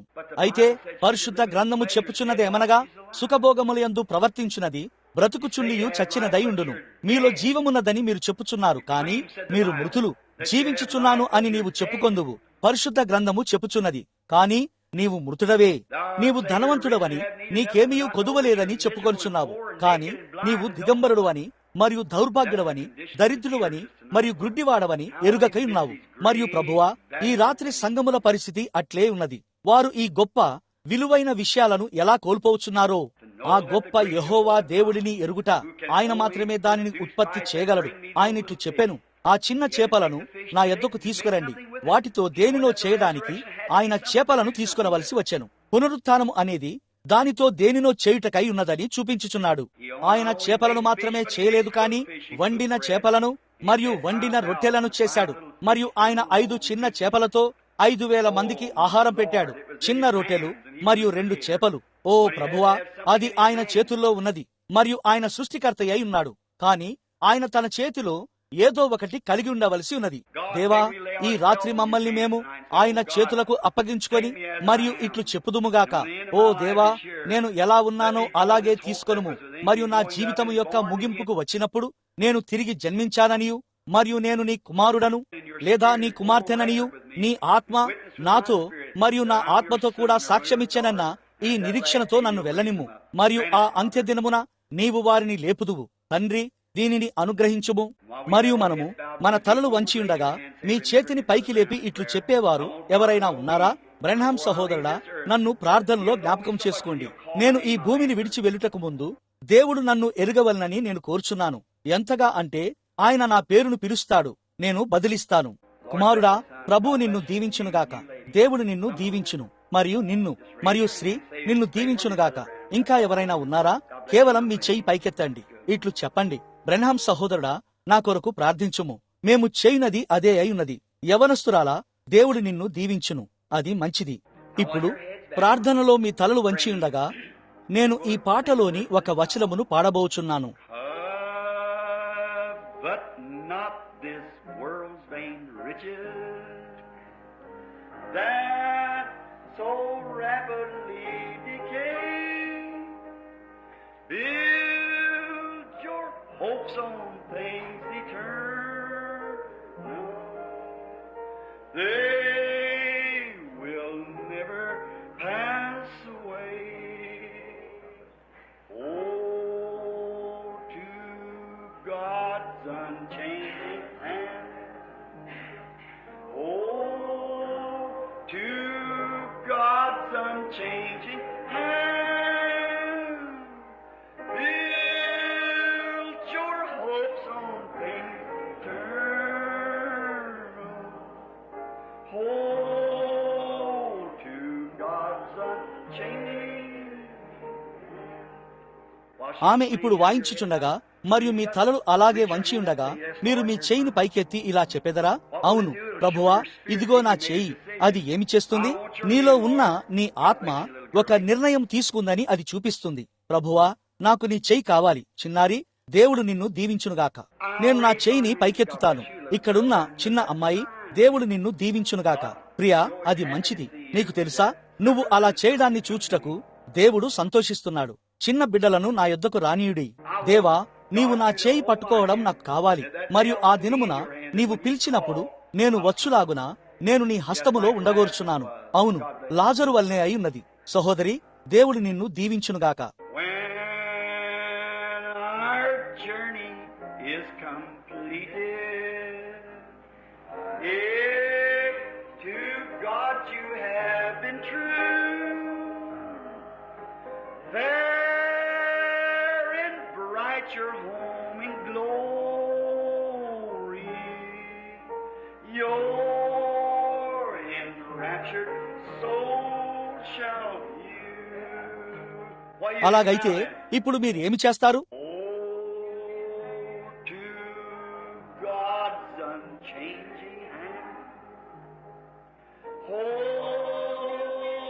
to God's unchanging hand. Build your hopes on things eternal. Oh, to God's unchanging hand. Heavenly Father, పరలోకపు తండ్రి, వారు ఈ రాత్రి నీ యొక్క మార్పులేని నిత్యమైన హస్తమును పట్టుకొనగోర్చున్నారని ఈ రాత్రి ఈ చిన్న కూటములో అనేక చేతులు పైకి లేచాయి. నీకు అప్పగించబడిన దాని విషయం ఎరిగియుండి నీవు ఇట్లు చెప్పితివి, తండ్రి నాకు అనుగ్రహించిన వారందరూ నా యొద్దకు వచ్చెదరు మరియు వారిలో ఎవడునూ నశించడు. మరియు అంత్యదినమున నేను వారిని లేపుదును. ఎన్నటికీ నశించలేరు, ఎన్నటికీ తీర్పులోనికి రాలేరు, కాని నిత్యమైన జీవాన్ని కలిగియుందురు. మరియు కేవలం ఒక్కటే నిత్య జీవం కలదు, అది దేవుని యొద్ద నుండి మాత్రమే వచ్చును. అది దేవుడు. మరియు మనము దేవుని కుమారులు మరియు కుమార్తెలమై ఉండేంతగా మనము దేవునిలో భాగమవుతాము. మనము దేవుని ఆత్మను మనలో కలిగి ఉన్నప్పుడు మనం దేవునిలాగానే ఆలోచిస్తాము. మనము నీతి మరియు పరిశుద్ధత గురించి ఆలోచిస్తాము మరియు మనము ఆయనను సంతోషపరచునట్లు జీవించడానికి ప్రయత్నిస్తాము. ప్రభువా, తమ చేతిని ఎత్తిన ప్రతి ఒక్క వ్యక్తిలోనికి అటువంటి జీవితము ప్రవేశించున్నట్లు అనుగ్రహించండి. మరియు తమ చేతులను ఎత్తవలసి ఉండి కూడా ఎత్తని వారు నీవు వారితో కూడా ఉండాలని నేను ప్రార్థిస్తున్నాను. దానిని అనుగ్రహించండి తండ్రి. మరియు యాత్ర ముగిసినప్పుడు, జీవితం ముగిసినప్పుడు, ఆ దినమున మేము ఆయనతో కూడా విశ్రాంతిలోనికి ప్రవేశించుదుముగాక. అక్కడ మేము ఎప్పటికీ వృద్ధులము కాము, ఎన్నడూ వ్యాధిగ్రస్తులము కాము, ఎన్నడూ ఏ ఇబ్బంది ఉండదు. అప్పటి వరకు ఆయనను స్తుతిస్తూ మేము ఆనందంగా మరియు సంతోషముగా ఉండునట్లు చేయుము. ఏలైనగా మేము ఆయన నామములో అడుగుచున్నాము. ఆమేన్. విశ్వాసులైన మీరంతా ఇప్పుడు మనం మన చేతులు పైకెత్తి మరియు ఆ పల్లవిని పాడుదాము.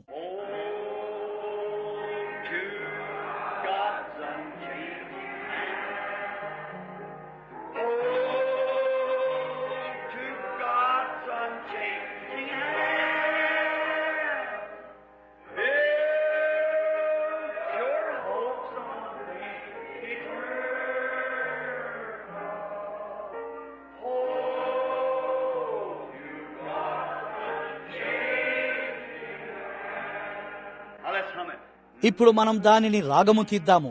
మీరు అలా చేయుచుండగా మీ ప్రక్కనున్న వారితో మీరు ఇట్లు చెప్పండి: పొరుగువాడా, దేవుడు నిన్ను దీవించును. మీ ప్రక్కన ఉన్న వారితో ఇట్లు కరచాలనం చేయండి: దేవుడు నిన్ను దీవించునుగాక. ఇప్పుడు ఇరువైపులా చేయండి. ఇరువైపులా ఉన్న వారితో కరచాలనం చేయండి: పొరుగువాడా, దేవుడు నిన్ను దీవించునుగాక. దేవుడు నీతో ఉండునుగాక. నిత్యమైన సంగతులపై మీ నిరీక్షణను నిర్మించుకొనుము. డాక్ సహోదరా, అది అక్కడుందని నాకు తెలుసు. నెవిల్ సహోదరా, నీవు చాలా కాలంగా అక్కడ ఉండి ఉన్నావని నాకు తెలుసు.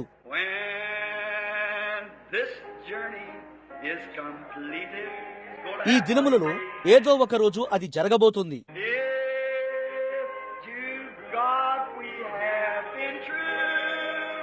అక్కడ మనము సీవార్డ్ సహోదరుని చూస్తాము.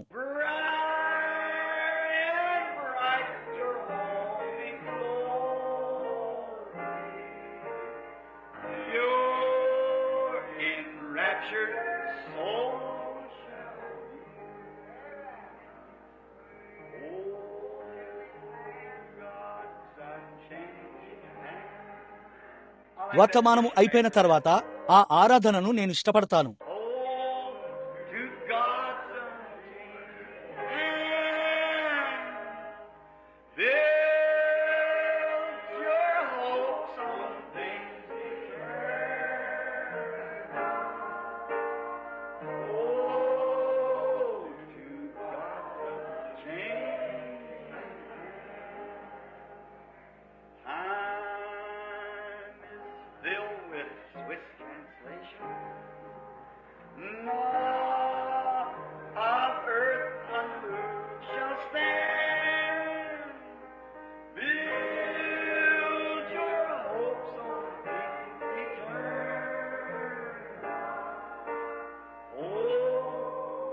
మనం ఇప్పుడు మన మధ్యలో కనిపించని ఆయనను వీక్షిద్దాము.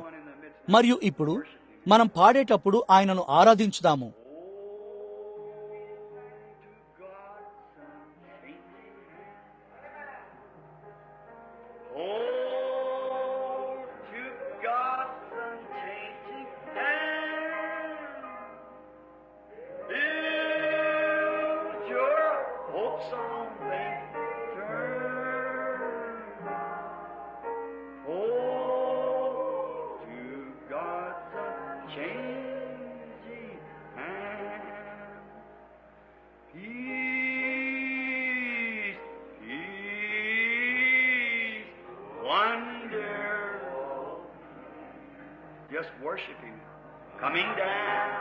ఇప్పుడు కేవలం ఆయనను ఆరాధించండి. వర్తమానము అయిపోయినది. ఇది ఆరాధనై ఉన్నది.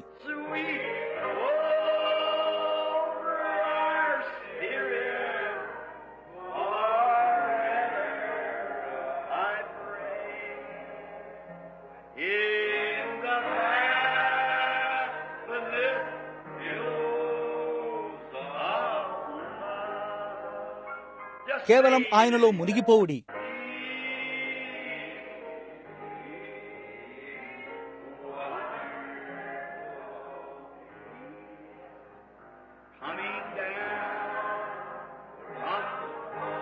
ఆ గొప్ప ఊట నుండి అది తెరుచుకొనుచున్నది.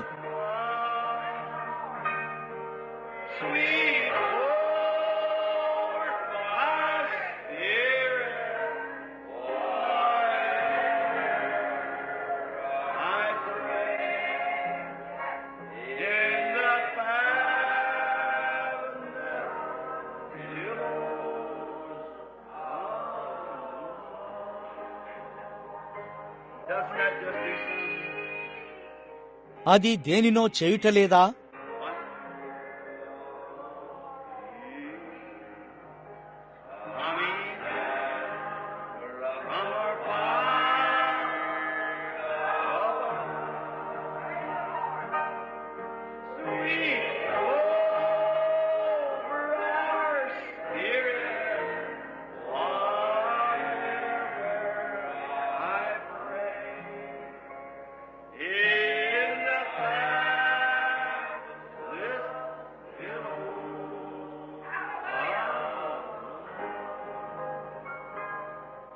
దాని గూర్చి ఏదో విషయము లేదా కేవలం ఘనమైనది మరియు మాధుర్యమైనది అభిషేకించబడి మరియు ప్రార్థించబడాలని కోరుచున్న ఒక రోగి ఉన్నాడేమోనని ఆశ్చర్యపోచున్నాను.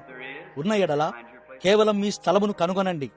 అక్కడ చక్రాల కుర్చీలో ఉన్నది మహిళయేనా? ఆమెను కేవలం అలాగే ఉండనివ్వండి. నేను వచ్చి ఆమె కొరకు ప్రార్థిస్తాను. ఆమె కుర్చీలో నుండి లేవవలసిన అవసరం లేదు. మరెవరైనా ఉన్నారా? ఓ, కూటములో ఈ భాగాన్ని మీరు ఇష్టపడటలేదా? దేవుని సన్నిధి ఇక్కడ ఉన్నదని ఎంతమంది అనుభూతి చెందుతున్నారు? ఎంతమందికి తెలుసు? దాని గురించే నేను మాట్లాడుచున్నాను. మీరు అలా అనుభూతి చెందుతారు. మీరు కేకలు వేయాలన్నట్లు ఎంతమందికి అనిపించుచున్నది? ఇప్పుడు ఒకసారి చూద్దాము. మీలో ఏదో కేకలు వేయగోరునట్లు అనిపించుచున్నది. చూశారా?